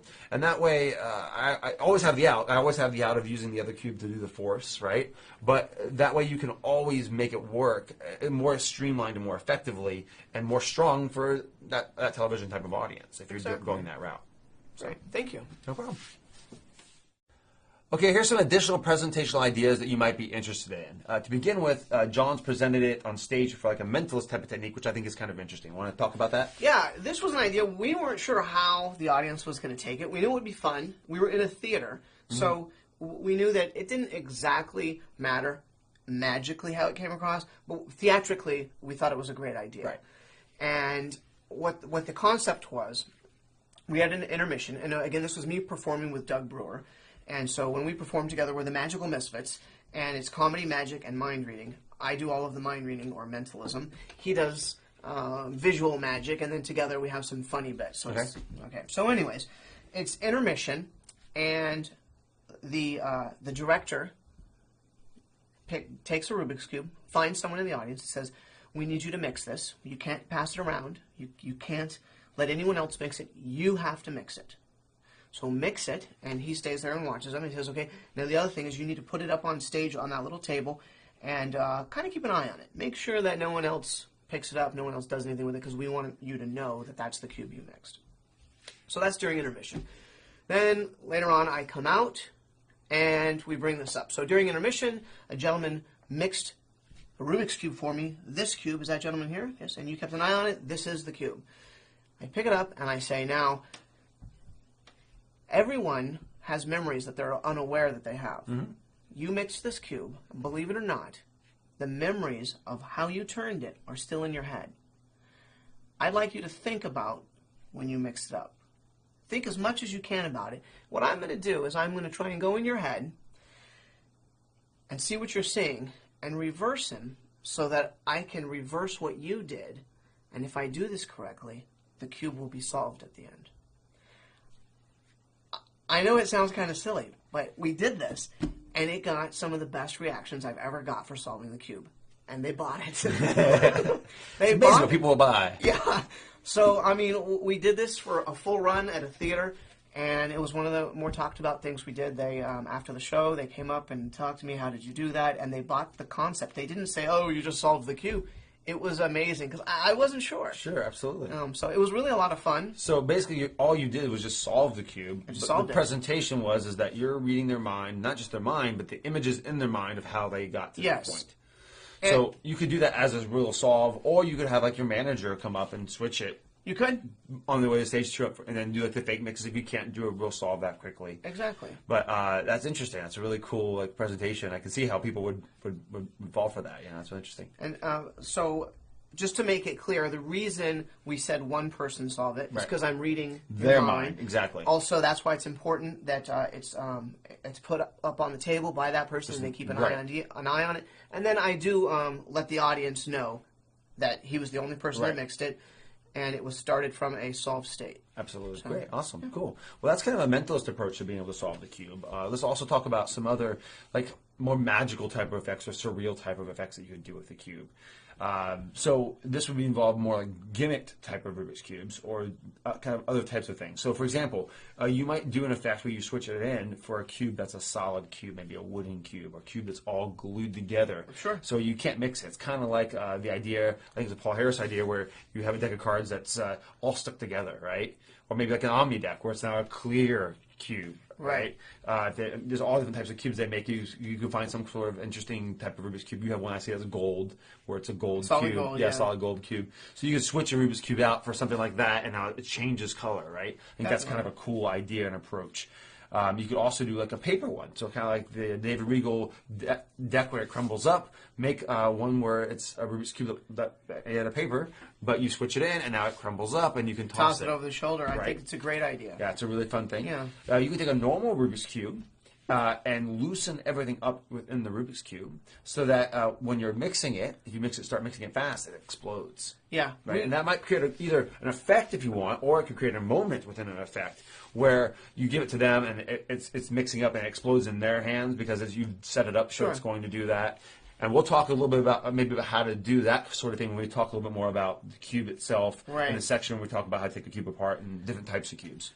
I did want to mention that that's an idea that I have been thinking of doing at a place I perform where I do an hour, and then I introduce another magician, and he does an hour. And in my segment, I do the whole setup where I talk about mixing the cube, and Right. if they get too crazy on it, it'll explode. And I have everyone mix it, as you see in the performance Right. section of mine. Well, I leave the cube out on stage. But I've already switched it for a cube that's really loose. It's really loose. So then the next magician comes out, he starts his show, and then at some point is like, oh, he left his cube out here. Did he solve it? Picks it up and poof, explodes in his hands. He knows that's going to happen. Right. But it's kind of a comedy bit in that they knew that I said that was possible. They didn't get to see it in my show. But now the they see next it happen guy- when he goes to do it, and Right. it's like he doesn't know how to handle the cube quite as well, or Yeah. something like that. It's played right can be a really funny bit. To be honest, I haven't done it. Yeah. And most of the reason is because we don't want to pick up the mess on stage. Yeah. But we think it's a funny idea. We might do it one of these days. Another thing is, before I got into doing your routine, Yeah. I was doing the basic solve. Mm-hmm. I was switching it for the enchanted cube. So I would do the solve. I'd mix it a little bit more as I was talking to the audience, and I would do a real basic switch where I would go to grab a deck of cards with both hands, come back up, set the cube here. That's a switched cube. Right. And do something with the cards. Finish my show, and then if you've ever seen my show, which you have, I do a whole time travel sequence. And so now I'm doing this time travel sequence, but before I get to it, I say we're going to do time travel. And I say, I'll give you an example. If we were to go back in time, well, the Rubik's Cube, well, it wouldn't be all mixed up. It would be solved. And as I'm doing that, I do a couple turns. I throw it in the air, And do the enchanted cube. do the enchanted cube. It solves. That gets a huge reaction. And it's also my intro into my time travel sequence. Great. So it's a back in time type of Back in time type of presentation, which is a great way to do solving Rubik's Cube, I think. Another idea. Again, when I do shows with other magicians, I'm all about making the entire show the best show possible. Right. Not just my part. Right. So we often try to have threads that go into the other performer's act. Mm-hmm. And one of the ways of doing that is, for a while, I stopped solving that cube myself, and I would leave it out there so that the next performer could come out, again, start his show, and then whenever he felt like it, it'd be like, oh, he left his cube out. Did he solve it? How fast did he do it? Okay, well, time me. I'm going to try and do it faster. And it's an enchanted cube. Right. They don't know that. They think it's the same cube. He throws it in the air. It solves. He kind of makes fun of me a little bit and has a faster solve than me. But they obviously know it's like Right, it's a right, trick, exactly. magic So you're trick. doing all the skill-based type of stuff, and then he comes out and just does the enchanted cube. Yeah. It's a magical bam type of effect. And I'll tell you, I know the audience loved it, and the magicians loved doing it too. They actually were a little upset that I changed the act, so now that I'm doing another routine, right. it doesn't allow them to do that. Yeah. Cool. Well, that's I think some really. But basically, the point of this is there's lots of different ideas that you can play around with. We're Right. giving you as many as we can give you, but continue to come up with your own. And I'm sure that in the next few years, there's going to be so many great ideas that we haven't even begun to think of, and that people are going to think of. We're really excited to see what comes about. Okay, so now we're going to talk a little bit about how to take stickers off and put stickers back on. And this has multiple uses for it. You might want to create a cube that has all the same color on every side, or two sides the same color for different types of effects that you want to create. And of course, also if your cube gets old, and after a while the stickers will start to come off, you might want to re-sticker it so that you don't have to buy a whole new cube, because all you really need to do is buy new stickers. Exactly. So I got these stickers at CubeSmith, and that's probably one of the better places to get stickers from. They're fairly inexpensive. Again, it's called CubeSmith, and you can buy a set of stickers. It has every color, and these ones I was just seeing what they were like, but they have like kind of fluorescent type stickers. But we're just going to use some of the white ones here. And I'm going to show you how to resticker a cube. And they also sell these, which are plastic razor blades. And these are great for getting the stickers off. If you have ever tried to get them off with your fingernail, that can be hard sometimes. Or if you tried to use a razor blade, you probably will cut into the plastic, which is not good. Now, I really like this little gizmo that holds the razor blade because it makes it very easy to just kind of hold and... Do you see how that pushes right off? Right. And you can get it so far and you can pull it right off. Right. So I'm going to go ahead and do all of these. Show you how easy it is to resticker.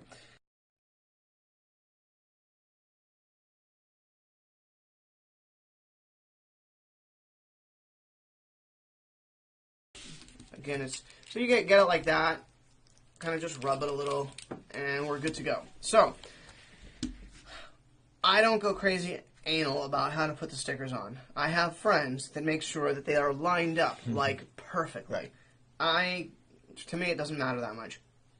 So I just pull the sticker off. I kind of line it up by eye. I put my finger here, and I push it across, and it's done. I mean, that's how easy it is. So that's how to take stickers off, how to put them back on. I mean, there's many reasons why you might want to do it. Like you said, if it's for a trick, or if it's messed up, like this sticker is a little messed up. Right. You know what? I don't replace them until it gets pretty bad. Right. It doesn't really matter to me. So this is a very valuable tool, which I highly recommend for doing this. Okay. You know what? If you buy a cube, though, you don't have to go run out and buy stickers and think you're going to need them next week. You're not going to need them for a long time. You're just not. Right. And so there it is. How to Resticker the cube. Resticker the cube. So now that we've shown you how to take apart the cube, let's talk about how to make it a little bit faster and smoother. Okay, so there is a company called Lubix who they will... How do you spell that? L-U... B-I-X. Okay. And they take some of the cubes that already exist, the speed cubes. They take them apart, they file some things that they don't like, they put them back together with some lubricant in there, and they're great cubes. Do I think it's necessary? No. They sell them to you for what? Quite a few, $30 more than the... $30, $40 more than the original cube, but they're great cubes. Right. I have bought several of them. I think they're great. But I also think, you know, with some of the great cubes that are out, you don't really need And maybe that. it's a good idea if you really have to be, whatever you're doing, completely silent and completely Yes. smooth and more surefire. That might be a good approach for you to go ahead and look into. I'll tell you this, a lot of new cubers make the mistake of believing that it's going to make them faster. It's not. Most of the speed is not coming from finger speed once you get to a certain level. It's coming to the knowledge you have and being able to look ahead. So, having said that, let's just say you have a cube that for whatever reason is it needs a little bit of lubricant. Right. So you can go online. I don't know if CubeSmith has some. They probably do. Yeah. You can also get Lubix, or you can look around and find various different lubricants. Right. You do not want to use WD-40. Right. Yeah. People used to use WD-40. It actually deteriorates the plastic. Right. I think it's more the silicone base is what you want to use, I think, Yeah. right? But yeah, get something that's specifically designed for Rubik's Cubes. They make lubricants for Rubik's Cubes. And you don't want to like flood it with anything. Right. So I rarely ever have to do that. The cubes are so great. And when I got a bunch of original Rubik's Cubes, I did it with a few. I got some working really well as well before I started buying the Speed Cubes and the Dion Cubes. So having said that, if you were going to do it, you can squirt. They usually come in like a syringe or something. You can open these up. You can put it in here and put a little drop in there. Not a lot. And then you just start mixing the cube. Now, if you feel like you really need to get it into a specific location, you can open this up like we learned how to before. You can put some in here. Right. Again, if you got a great cube, it's going to be rare that you're going to need to do that for the applications that we're talking about of doing magic with a Rubik's Cube. But again, you can open it up, just shoot it in. You can move it around, put a little drop. Don't put too much. You don't want it getting all over the place, all over your hands. And it also helps to get in the way of the stickers and stuff too. Exactly. So then all you do is just mix it around, and that lubricant will get and sometimes I find it takes a little time. It does. To mix it to get worked into, but after you've solved it quite a few times, you'll start to notice that it really does get smoother and more silent. And for some of the solves, a more silent cube is definitely beneficial. And another thing is, even if you do buy one of these cubes that have like been pre-lubed and ready Right. for you, a lot of times you find a good cube by using a cube a lot. Right. And the cube, they sometimes just get better when you use them. Right. Especially if you're doing the same pattern over and over again or something like that. Yeah, right? so, you can't always expect. I mean, you're going to get great cubes no matter what. Don't get me wrong. But to find that one that you're like, oh, this is the cube I like, Right. it might be just, it gets better with age. You're using it a lot, Right. And, I mean, that's how you lube a cube. Again, you probably won't need to do this, but now you know how. All right, so we're going to show you a little bit about the insides of a Rubik's Cube, how to take them apart, how to re-sticker them, and a couple of other nice little tidbits of information. This is the Diane 2, the one that we both like to use. And to take apart a cube, you're going to rotate one of the sides so it's 45 degrees at an angle to the rest of the cube. You'll stick your finger in underneath here, and as you pull up, you can twist a little bit, and it will pop right out. So that's just an edge piece. And the corners will come right out after that. You kind of just twist them around a little bit Right. and pull on And I'll them. make a note that when you go from different brands to different brands, so if you're using a Diane 2 or 3 or 4 or different types of brands, all of these little pieces here are going to have slightly different shapes as you take them out. That's going to make one different from another piece.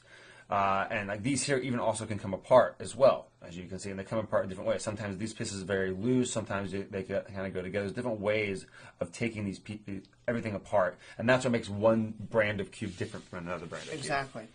And if you have trouble getting the first piece out, most of them have a center cap on all of the centers with a screw. And it's usually a Phillips head screw. And that's actually used to tighten and loosen the entire cube. So you take all of the center caps off. If you wanted to adjust the tension on the cube, you would take all of the center pieces off, and you would tighten each one, and you would feel how it feels. And usually you do just like one turn, one like half turn on each one, see how it feels, then do like another half turn, and do it very slow process. That's how I do it, at least. It's a very slow process to get to where the right amount of tension you want. And you'll find that if you do the routine a lot, you'll start getting looser. Yeah. And sometimes they'll start to fall apart in your hand or your spectator's hand. So you have to go back every once in a while, every 6 months or a year, just tighten it up just a little bit. So it's not too tight, but just enough that it's not going to fall apart. Right. For me, I like it to be pretty much as loose as you can get it, where the spectator isn't going to make it pop easily. Exactly. So I tighten it up to a point where it's not going to fall apart, and that's where I like to keep it. So I'm going to take the rest of this cube apart so you can see what the innards are, and then I'll show you quickly how to put it back together. We're going to put the center cap back on. So basically there's two kinds of pieces here. There's a corner piece which has 3 stickers, and there's an edge piece which has 2 stickers. And all of those pieces are placed around a center core, and that has the center pieces which each have 1 sticker. You'll see there's also some sort of lubrication here, or like a little bit of grease or dirt. People hair. And people hair. Exactly. This is an old and very used cube, obviously. Well, it's not a bad idea to take your cube apart every once in a while and clean it and get whatever people hair comes out. Now, to put it back together, the easiest way to do this, if you can solve a cube, you just don't worry about anything, and you just put it back together. That's what I do. If you cannot solve the it's possible cube, to get the pieces oriented incorrectly, though. right? Isn't it? I was going to get to that, Yeah. which is so if you don't know how to put it, if you don't know how to solve a cube, then you obviously want to make sure that when you put it back together, that white piece and that orange piece are lined up, and you would go around the entire cube doing this. So I'm going to go ahead and put this back together, but I'm not going to worry about it, and I'll show you what I mean by that. So I don't know. Let's see. There we go. So it's just like a little puzzle here. You put it back together. And It's not as hard as solving the Rubik's Cube. no. So that goes there. You just have to play around with it a little bit to make sure you... It takes a little while to get a feel for exactly which piece kind of goes where, but it's not too hard to figure out. No, it's not.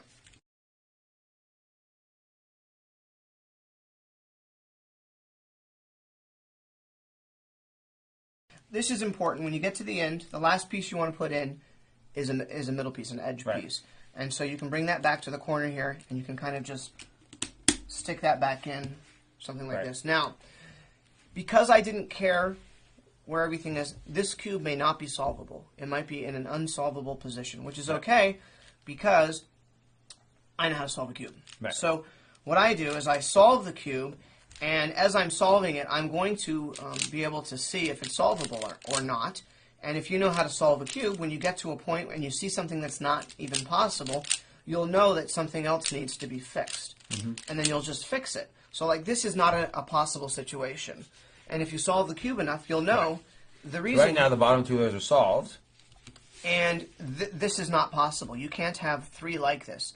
It would either be, well, and this is all on the other Right. disc. Right. But that's impossible. So I know that this piece right here should be pulled out and flipped. And there still might be more that's wrong with this cube. And there is. And it's that corner. And there still might be more that's wrong. But again, this is faster than trying to find every piece. And so now I have two pieces that need to be swapped. And that's it. So I would just pull those out and swap them, and then the whole cube will be back in order. And that's my preferred way of putting it back together because I know I can do it a lot faster that way.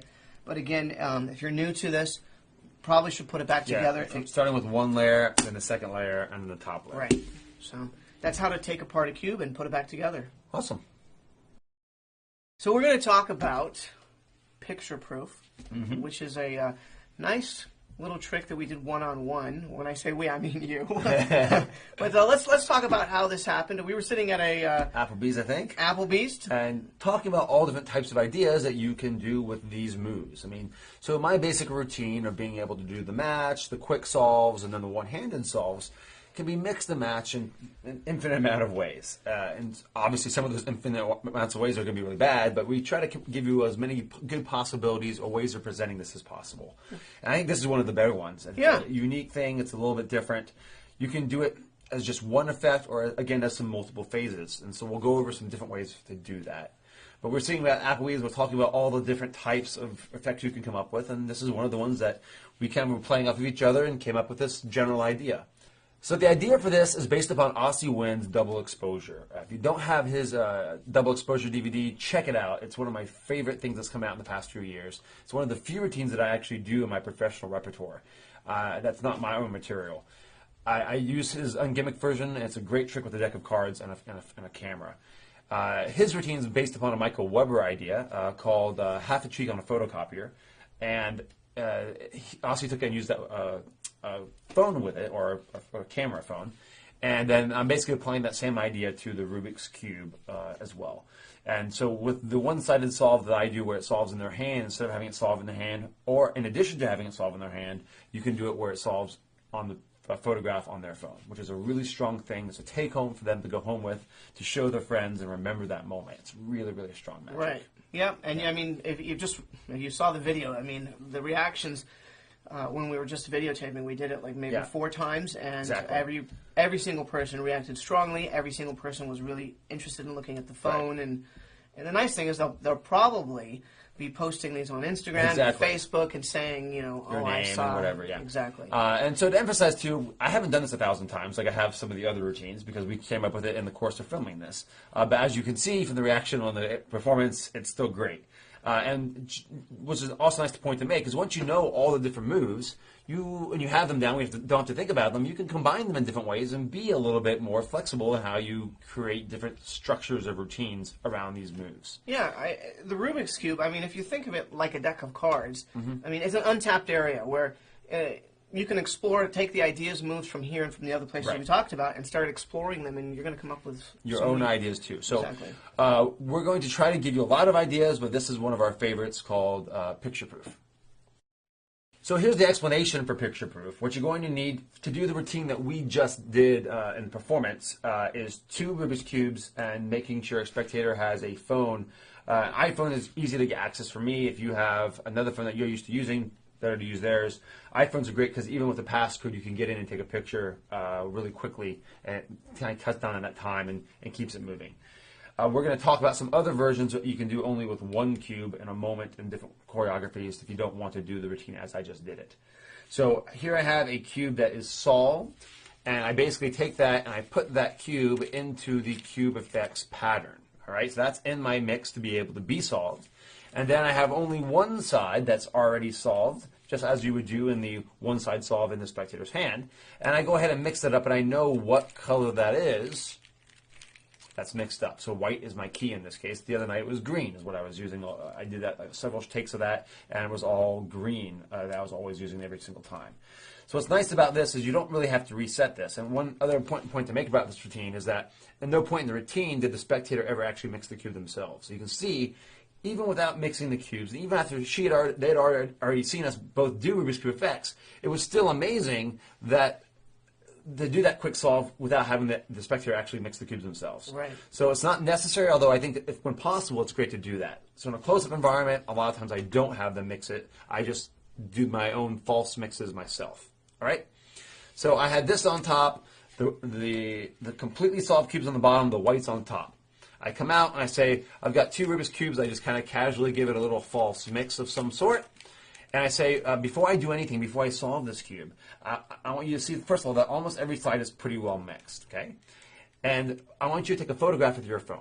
So as they're going for their phone, or as you're saying, hold your hand out, just as you would with the in the hands version, where you're having the one cube solved, I go ahead and just put it into the pattern now. So it's in my hand, and now it's all sides mixed except for the white, all right? So that's here. And the choreography of this is they can use either hand they want, but you want it to be held flat. You don't want them to try to hold the cube like this because it's very easy to turn your hand. But when it's flat like this, it's really difficult for you to be able to turn around and see what is on that face. So when I put it down on their hands, I just turn it over. So now if you show the camera, they're looking, the camera that I'm taking the photo with sees only white, all right? And he can only see this in this case, all right? So in order for him to be able to see that white, he's got to turn his hand all the way around like this and kind of look at it. It's not going to happen. Yeah, it's a really not a very hard thing to do. Yeah. So of course you can't do this for a very large group unless everybody is behind them. All right. So sometimes you can do this sort of magic for them because I do double exposure for larger groups. But you have to be a little bit careful about how you do that because you want that structure to be done right. So the reason I say is I'm going to take a photo with it in a mixed position. They'll take it solved later on, so that way it looks like you solved the cube. That's a good setup to justify why you're doing this. So I put it in his hand, I move it up, I take the phone. If you don't know, on an iPhone, if you lock it, open it up, and you just swipe the right side of the screen, it automatically accesses the camera. So you can get right to it. I come up, I do my best to position it, and if it's at this position where it's about where basically his cheek or his mouth is and off to one side or the other, I can usually, just by moving the camera a little bit, get it so all I see is that white, all right? So I'll show the photograph here to the camera so you can see what that photograph looks like. Should have smiled a little bit more, John, but other than that, we look pretty good, all right? So that just goes on the table, and so we're going to come back to that later on. What's great about that, too, is because you've already told them you're going to take another photograph with them in a second, at least all the times I've done it so far, that no one's wanted to look at the phone. Or sometimes with like double exposure, sometimes they want to look at the phone because they don't know exactly why you're taking the photograph. And here I've explained why I'm doing that, and it just goes on the table. So I just take this back from, and I immediately put it back into my mix, so now the white is ready to be solved. All right? I put the cube down, pick up the other cube, did a false mix or two, and then do any sort of the quick solve that you want. So just do a little quick solve as you go like this, quick solve, and now it solves itself here, right? Now you could just stop there and say, now if I could solve it on your phone, blah, blah, blah, blah, that's fine. Instead, what I did is I took the cube, and now I say, hold your hand out. I do the same mix as I would with the one-side solve. It goes in their hand. They put their hands on top of it. I then take the other cube, and I'm going to force the color white. Of course, you could use some other method for getting the color as well, pre-show work or center tear, whatever version you want to do to get it, all right? So the way this works is I'm going to hold the cube. If I put the white on the bottom, and I'm going to hold the opposite ends of the cube like this. And I'm going to spin it. As I spin, from the front view here of the camera, you won't be able to see white at all, all right? As I'm spinning from left to right, and my hand's turned up just a little bit where you can't see the white. But from the back view, what's happening is that as I'm spinning it, this just the color is always coming from the top to the bottom, top to the bottom, top to the bottom, top to the bottom. So I'm going to try to time it so that I can get that color on top. So as I'm spinning it, they might say stop. I can just do that, and now the white's on top. All right? And again, as I'm spinning it again here, if it's over a little bit farther, I can just do like that, and it's on top. So anywhere that it's in this range, from here to there, and again from the back so you can kind of see it, anywhere in that range, it's very easy just to put it down so that it's now on top. Now, if it's on the bottom, you just have to change your presentation a little bit. So if you hit the top, you're able to do that. Just kind of go a little faster on the one side, a little slower on top. You just put it down and say, oh, you stop me at the color white, say white, they open their hands, and now it's white that's solved here. The other way of doing it is it hits the bottom. So you have two options. It can stop here too. Now it's right in the bottom. You just put the cube down and say, oh, look, you're holding a cube, I'm holding a cube. You can see all the colors on the cube except for one. If I look at the bottom color, that's the only color we can't see. It's the color white. Now watch. If I say white, you pick them both up. Now it looks like the bottoms both match. So you're framing that in a little different way, but it still gets that same effect out of it. I think this top is stronger, but the bottom still works just as well. All right? So that's how I force that position. Sure. All right? That can be, of course, used to force any color, but in this case I'm forcing white because that's what I'm set up for. Now from there, now they can open up their phone, they go to the phone, and then they look at the picture, and now they see that the cube is solved. It also matches the color, so it's a nice two effects in one, and they have a photograph that they can take home with them on their phone to show their friends and to talk about the event, and to be reminded about it every time they look at their pictures and see that and think about you and your show over and over again. Sure. All right? Yeah, let's talk about some different ideas with this, because we already discussed this off camera. Sure. But you don't have to do this solve. Okay. Sure. You could do take the picture. Right. You could have one cube. Right. And then you could solve the cube quickly. Right. So then you could force. Yeah. The So if you colors. only have one cube, right, Right. you come out. It's set up for a specific color. Either you pre-show them to get their favorite color or Right. color they're thinking of, right? And you put it in that pattern. Or you can force it like we just did. So what you do is you come out, you put it into the white, you mix the cube up, unmix it in front of them so that they can't see that that's done. You take the photograph. So now they're taking a photograph of the white. Right. Have them actually mix the cube, right? And then do an actual solve. So Right. you do a speed solve. So when you're done with the speed solve, you're going to get it into this position where now the whole cube is solved. And then you do the force of the color. Right. And I say, and then- tell you what, instead of taking a photograph, let's do this instead. You just say stop whenever you want. Stop, right? Now look, you stop me on the color white. Okay? So if I could solve that photograph, it'd be cool if I could take a picture with you with a different cube, but if I could change that picture. So the cube solves itself in the photograph on your phone. I always like to point out, it was in your hands and on your phone. It really helps to sell that. Right. There's nothing you could have done to influence that. It really Right. makes that so much stronger. And then not only will it be solved in the picture, it'll also be solved to the color you just stopped me at. All right? And the point that you made, which I think is a good point, is that because they haven't ever seen this image of only one side solved on the cube, it may or may not, because we haven't done this enough to really be able to tell, that may hint at maybe how we took the picture in the very beginning, right? It may Right. hint at the method a little bit, whereas if you don't ever get to this situation, it might be a little bit more deceptive for going just with that photograph solving itself. Sure. Does that make sense? So we encourage you to play around with this idea. We're going to be playing around with it. So Yeah. we think it's a great trick already. Yeah, I already know it's a great trick. Yeah, Yeah. absolutely. That's, So there's definitely different ways you can do it. Like I said, I think for a walk around strolling, which is what this would be great for, a one cube method would be better for that. So I think even without that solve, if you were able to just have someone think of a color, right? Have a legitimately mixed cube. Talk about how long it takes to solve a cube and solve just that one color, as I do in the normal routine. And then mix that color up so that you can show it again on pretty much every side. All the colors are mixed. I wouldn't point out one color at this point. I would just point out that all the colors are mixed throughout. And then you can just take this, go ahead, put it in their hands, do the photograph, right? Right. Unmix it. So then again, they can see it all happening. And now there's a couple different ways you can go from that. You can do like we just talked about, the actual solving it and then the force. Or you could just think, now, but wait, before I even do anything with the cube, it would be even cooler. If instead of doing something with the cube, if I could do it with the phone. Right. Right? You're thinking of a color, right? You wrote it down earlier, or whatever that is, or what's your favorite color, however you want to set that up. And now you can say do the change on the phone screen. You don't even have to do anything with the cube. Or you could actually do this first and then go to the phone. Sure. So there's lots of ways you can construct this to make it one effect, 2 or 3 effects, only 1 cube, 2 cubes. There's lots of ways you can. John and I wanted to include a whole lot of bonus material on this DVD other than just my routine, so it's as comprehensive as possible. So what we're going to do is explain John George's version of my routine. And this is bonus because we can't explain everything about it. There is a little secret something that is not within our grasp to explain.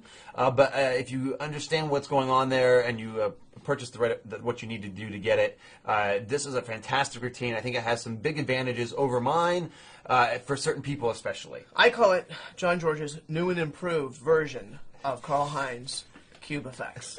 Okay. So, in order to do What this, makes it so new and improved? State your case. they've seen the footage. So, to do this, you need a speed cube, Okay. 2 enchanted cubes. All right. Okay, these are enchanted cubes, which can be purchased from Daryl off of his site, Fuller Duelers. Uh-huh. And if you don't have an enchanted cube, or you don't know the secret to the enchanted cube, you should go there and buy it. This is the Craig Nichols effect that we talked about earlier when we talked about Doug Henning performing it in the 80s. It is that effect, and Daryl currently owns the rights to that effect and sells it. Right. What we recommend you do is go to that site, purchase it so that you have the rights to perform it, and then remake it with a speed cube so that all your cubes are matching Because cubes. he does it with an original Rubik's Cube. That's correct. And it's still possible to do it with that, but you really have to take it apart, and you'll have to do what we talk about later on in the video about how to make it run a little bit faster.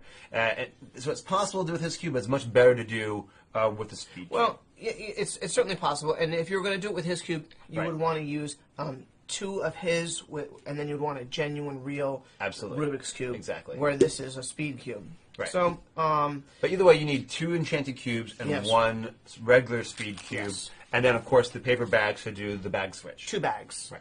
2 bags. There's Oh, an that's right. extra Absolutely. bag Extra bag switch. switch here. This way. Yeah. All right, so to do this, now I start usually with brand new bags because I destroy the bag in the routine. So the mine are always brand new, which was funny because I saw you doing yours with a messed up bag, and I was like, It doesn't work. I can't switch it in. Oh, my gosh. So what you're going to do to set this up is you're going to start with the enchanted cube, and you're going to put the cube effects mix on it. Okay. Now, this is an enchanted cube. I am showing you everything that I'm allowed to show you. If you own the enchanted cube, you know something already.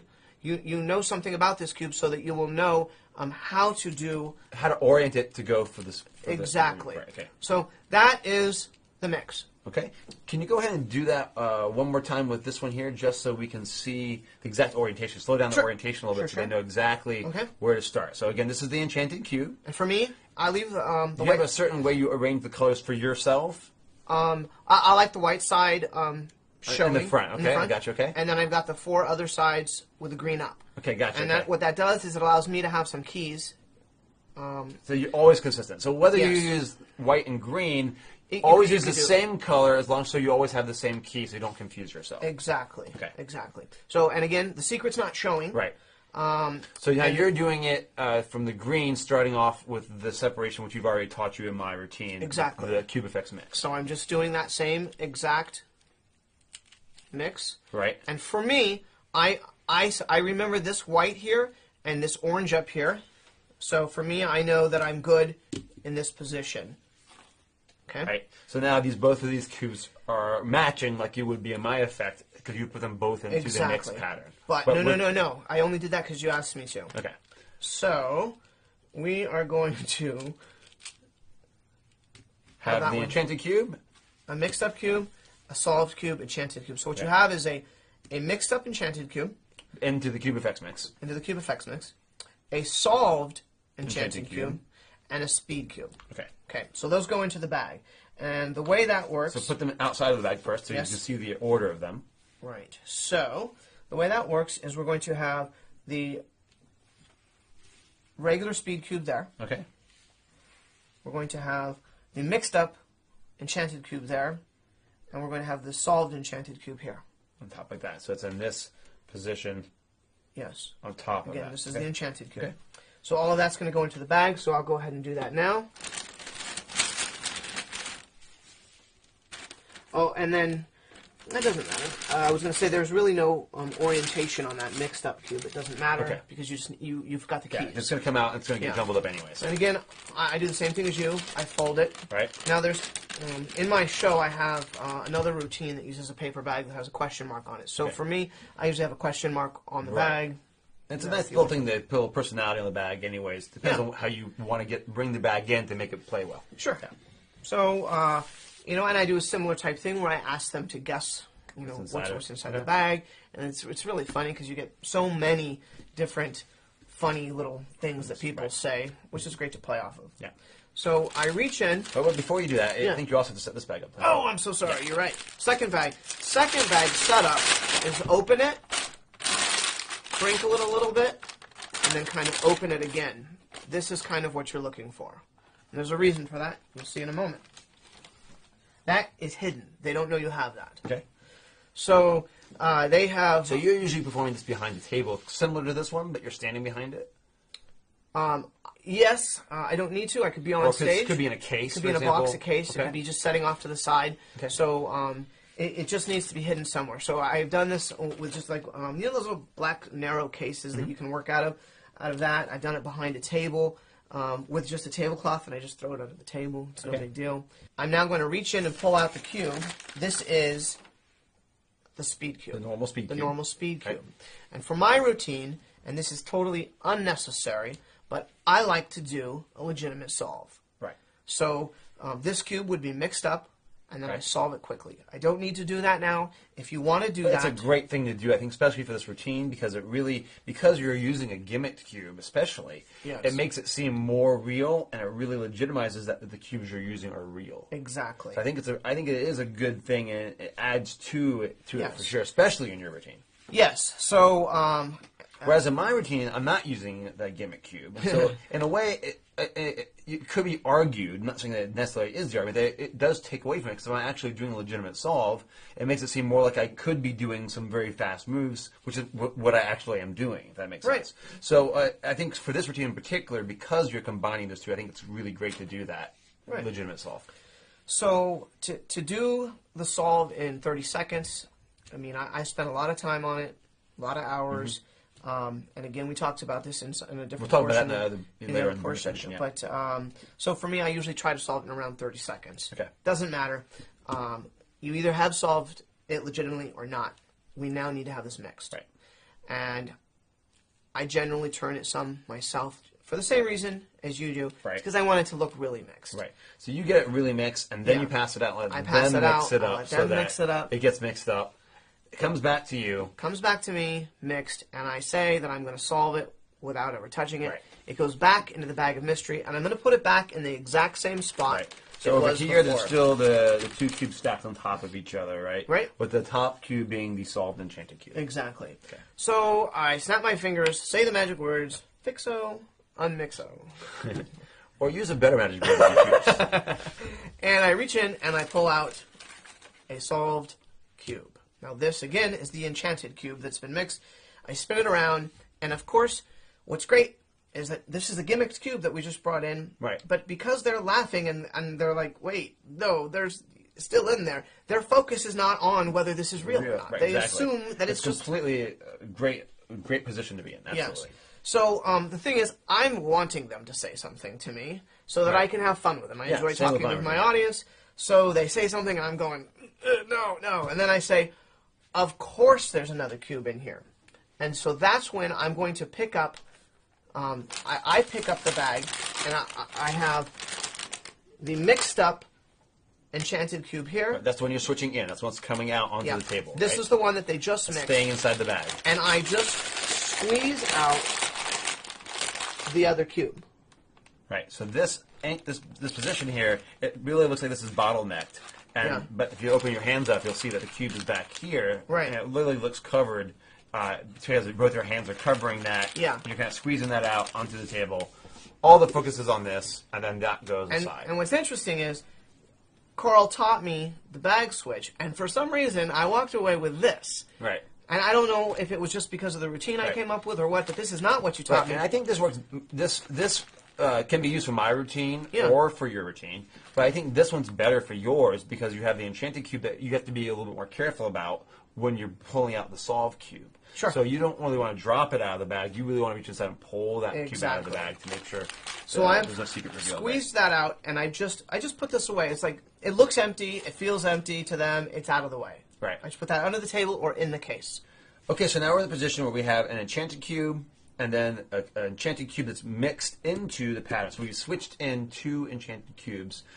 The extra cube that's actually real speed solving cube is down gone. here, it's gone, and we actually have an empty paper bag that is crumbled up to look like the bag you just crumbled up. Exactly. And so now I say, because people are saying, you know, oh, we knew how that one was done, and I go, of course, there's another cube. There's a reason that there's another cube. And I'll get to that in a moment. Do you know how many different ways you can mix up a cube? And that's when I go into that line of talking. Okay. There's 43 quintillion. Right. And I go through, and you can say whatever you want. You can look up on Wikipedia, find other facts, or you can fit whatever. Yeah, there's lots of fun facts you can find out about Rubik's Yeah. Cubes online. So as I'm saying that, I purposely am kind of looking this over. And so that when they look back, they're like, oh, he did look at it. Because if Right. I don't look at it, then how could I possibly know what's going on? And so when I finish up with all my little fun facts about the cube, it's, I was studying this. As I was talking to you, I was studying this, looking it over. And that's where this cube comes into play. And I pick up the second one. And what's interesting is, at this point, most people don't know where I'm going yet. Right. So the important thing here is to make sure it's oriented the same way, with, in this case, white and green, or however you normally do it. It's always Exactly. oriented the same way, so you end up with the exact same mix over here. Exactly. Right. So now what I'm going to do is I'm going to do the same cube effects mix. As I'm talking to them, I do it slowly. I do the cube effects mix, and I get to the point where that last trigger that we do before, you know, that last one, I haven't done it yet. Okay. I'm in this position, and most people, or many people, know where we're going now. Right. They have figured it out. They're going, no, no. And then I go, if I've done my job correctly, if I saw what I think I saw, with one more turn, I believe the faces will match. And I do that last turn, I bring them together. Right. So that's one side out of 6. There's 2. There's 3, 4, 5, and that's all 6 sides. And I kind of do a little gesture out here like this. And they're reacting pretty strongly, and I purposely make sure that when I set the cubes down, I've oriented them with my key, the white lines there, to the right. Okay. Because I know that now when I pick this up, I start here. Right. So they're still reacting You started with your trigger finger pushing it back, you mean, right? with my right finger pushing it back, Okay, yes. okay. So they're reacting. To them, this is as strong as it gets. Let me make a little note on this, though, Yeah. because for me, my key is always, in this case, orange. That's my key Yeah. that I'm using the trigger finger for. Sure. So when we've taught this earlier on. Yeah. That's really the key is orange, not the white. Okay. I mean, once you've done it the same way every time, any color can be your key once you know where it's at. Exactly. But that's the key that we're referring to as Sure. the orange from when we taught the actual unmix. Exactly. Okay. It's just when I said it's what I remember. That's what you remember, exactly. So- Which is fine, but Yeah. this is the actual one that's the top of the trigger, which when we teach it's always going to be white, for Exactly. example. Okay? Okay. So when they're reacting to this, and again, it's a very strong moment. It's amazing. You know how it is. I reach down and I pick this bag up and I set it on the table, which they assume is the same Right. bag as before. Right. And I, if you have the question mark on it, or if you've written something on the bag on the first one, obviously do that on the second one. Yeah, helps to make it look All like right. it's the same bag. So they're still reacting, and now I'm going to do the unsolve of the cube effects. Right. And so I'm standing. I'm going to stand for this now. And as they're still reacting, I'm doing this, and I'm saying, well, that's not really magic. And I do the unsolve as I set it in. Okay. So now the cube's completely unsolved. It's a completely unsolved enchanted cube. It's an unsolved enchanted cube. Okay. And again, if you know how this works, this Right. is all going to make sense. Right. If you know how the enchanted cube works. Right. So it's in here, and it's solved. Right. But It doesn't look solved. because it's the enchanted Right. cube, we can make it look like It's unsolved. it's unsolved. So what I do is I show the audience. And what's nice is I didn't Even up realize close, this. I can't see it. Yeah, I didn't realize this, but this goes back far rows. I mean, I show people with 6, 7, 8 rows back, and I just kind of go around like this, and I'm showing everyone, and because I think they like it, they want to see that it's mixed. And now I'm going to say that I'm going to solve it without ever touching it. And my setup for getting into this whole thing is why do I solve a Rubik's Cube? It's because it exercises my brain, it exercises my hands, and I've done a coin roll. So I tell them I'm a sleight of hand magician. So when I get to this point, they say, would you like to see me solve it without ever touching it? And they all do. They say yes. I go, oh, watch how fair that is. No, I can't do that.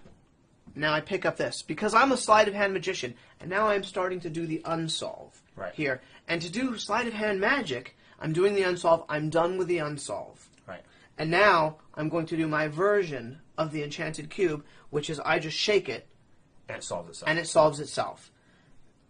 That's done. There's a If huge you know the reaction. Enchanted Cube, you know exactly how that works. Exactly. If you Yeah. know the enchanted cube, you know how this works. Now, in the original write-up, you would throw it in the air. Right.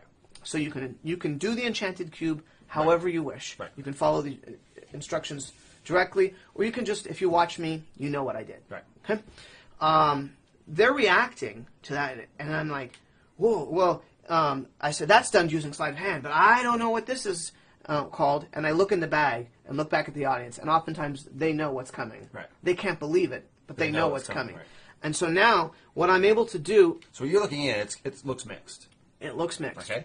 It looks mixed. But I'm able to tear it open in such a way that the audience will be able to experience it. It solves itself as I open it. So it doesn't look like you do anything, but it's Yes. solved. It's already solved Right. in the bag in their mind.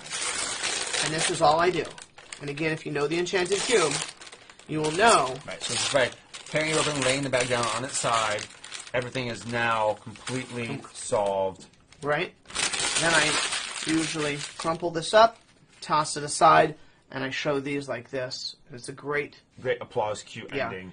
And it's I mean, that's super strong. It's a great routine. So I commend you for it. So, yeah. Well, Took a very pure routine that uses no gimmicks and cheated. I commend that. I commend it. are you sour? A little bit.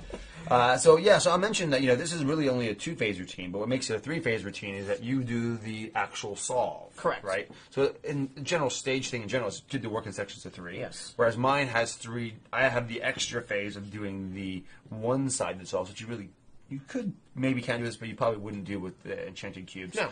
But you don't need to, especially if you do the other one, or you can just do the 2 phases and it's still fantastic on its own.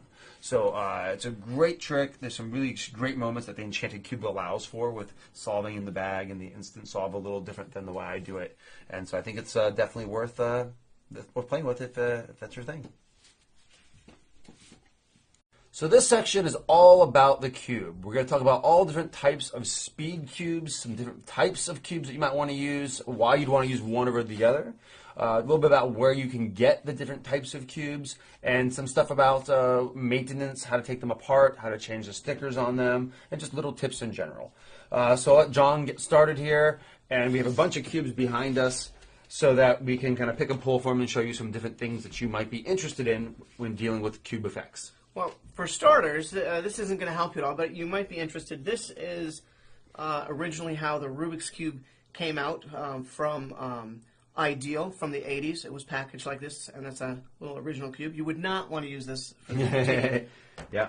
So, It is very, very tight. It's very tight and very hard, and that's what Yeah. makes speed cubes so much better today than they used to be. and I believe up here we have, this is a Rubik's Cube, put out by Rubik's now. It's the most recent model, as far as I'm aware. Right. It does not have stickers on it. It has little plastic plates that are Tiles that tiles. are inside of the Yeah. black pieces. And I have tried to remove them. It's not easy to do. It's not easy to do. And it's not really easy to take these cubes apart. We're going to show you how No. to take cubes apart in a second. So, But it is much better than the original Rubik's Cube when it comes to, right out of the box, being able to do speed cube moves. yes, this you could do pretty much all of Carl's routine with this cube. Absolutely. It's just going to be a little bit loud. It's not as silent as some Yeah. other speed cubes are. It's a little bit loud. Although I have heard that if you go and get a bunch of them, you can find ones that are more silent or work better and smoother. They're not completely consistent from box to box. And it's definitely, like, if you're the kind of person that got this DVD and you've never had a cube before and you're like, oh man, I'm learning all this information, but I don't have a cube in front of me. You don't want to wait for it to get you in the mail. Go ahead, run out and get one of these. It's worth having. Toy company, It's worth internet, having. there's lots of places Yeah. you can get these. So- Learning companies usually have them, or Yeah. things like that that teach educational material. You Sure. almost always have a Rubik's Cube. Now, previous to this was something more like this. Okay? And this is a real Rubik's Cube that was just purchased at a store. And to get a cube that was this good, which is pretty decent for a Rubik's Cube, it took me going through many, many, many Rubik's Cubes to find something this good. And on top of that, I would take it apart and sometimes put some lubrication in there, some silicone, or there are a couple of places that sell like lubrication that they say is specifically used on Rubik's Cubes. Rubik's Cube, Speed Cubes, stuff like that. So we've gone from that to this, Right. and then And before we talk about, I guess, speed cubes, Yes. Let's just also mention, as you can see, there's lots of different types of cubes, and this is just a small portion of all of the cube puzzles that are out there. Right. Some of them have cool things like dates, like this one here. You'll see it has the different dates, and you can probably come up with some sort of magical routine. you can make any date out of the year on this cube. Right, that's which kind of is a cool pretty thing, crazy. right? Yeah, I'm sure it's that a has some calendar. magic applications for it. There's lots of different things with different types of stickers you can put on cubes, and I've seen some different card effects with this cards and things like that. And there's been other effects out like that magicians have played around with. You can see that there's ones that have only two sides, as well as ones that have a whole bunch of sides, right? Right. And do you want to talk anything about like the differences between those, or? Well, my feeling is on some of these other cubes, like something like this. This is not necessarily much more difficult than solving a cube. It does take It longer. is more to do. difficult. It takes longer. There are some different parity things you have to deal with Yeah, when you're doing it's that. not much more difficult. Right, but it's though. not a lot more. It's just a little more learning a little bit of more the same learning. style of thing. Exactly. If you can do a regular cube, you can do this. Right. So it's more work. Difficulty level is about the same, I think. Right. The problem is that people don't care. Like, this is what a Rubik's Cube looks like, or a Right. cube that they're familiar with. This is something they're like, what the heck is that? Yeah. And they don't want to see you take 10 minutes to solve this. They don't care. Right. So that's why, while these are interesting for performance, for me, they're useless. I wouldn't use this in a Right. performance. Yeah. And these over Now here. these here, the smaller ones, you mentioned something a little bit earlier that's kind of interesting about these, is that if you're doing your walk around type of thing, and you're giving someone a Rubik's Cube to try to solve, you can give them this to say, try to solve this one, but Yes. You give them a cube like this, and they say, there's always someone that goes, oh, now I could do that. Right. That looks easy. And it's not. yeah. So it's kind of cool because it Right. gets them trying to do something. You know, it's a puzzle. It's not magic, but it's still Right. fun. So I have used that in a walk-around And situation. then it can be a little smaller. Some versions it can be a little bit smaller. Yeah. And also, obviously, there's different sizes of cubes too. So this is a little bit smaller size than the standard Rubik's Cube. Is also smaller sizes than that.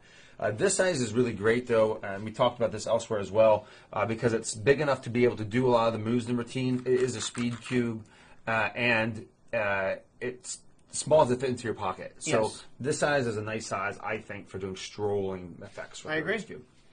All right, so we've talked a little bit about the original Rubik's Cube over here, the newer cubes, and then the ones that were existed before where you had the stickers on them. Yes. Let's get into talking some about speed cubes and the cubes that we actually use when we do this routine.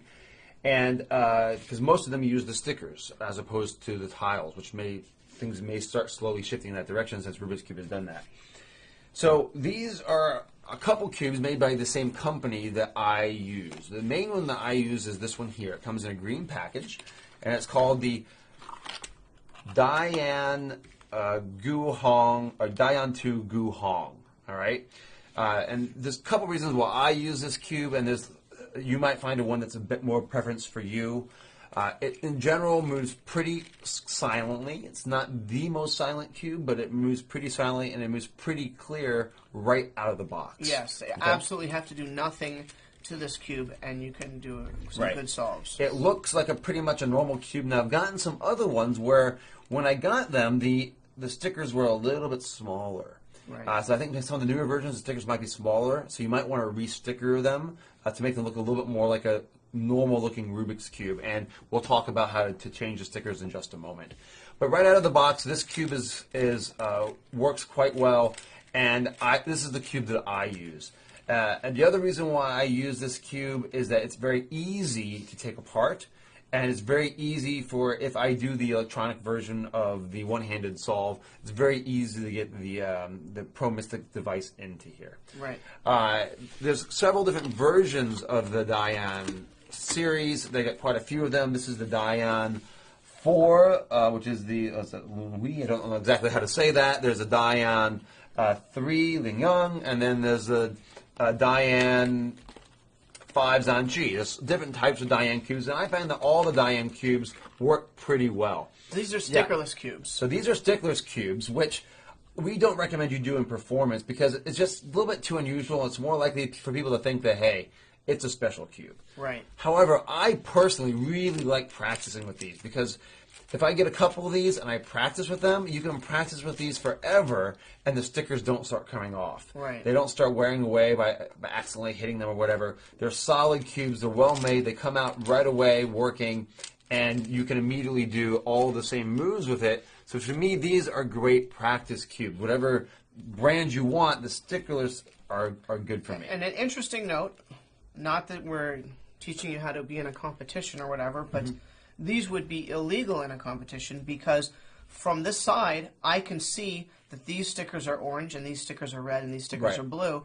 And so it's an illegal cube For competition. for competition. Right. It really is a practice cube. It's just a practice cube. It is. And as a practice cube, it works really It well. works great. Now, when you open these all up, they all are slightly different on the inside of how their mechanisms work. And we'll show you a little bit about that in a second. This is the other one. So this is an example of the smaller stickers. So if I show you here, you'll see that some of them come with a little bit smaller stickers. But if you just put slightly normal, bigger stickers on them, it will work just fine. Right. All right. So I find that the Diane 2 is the best for me, but you might want to experiment and find out something else that works for you. I really like the Diane 2 as well out of all of these.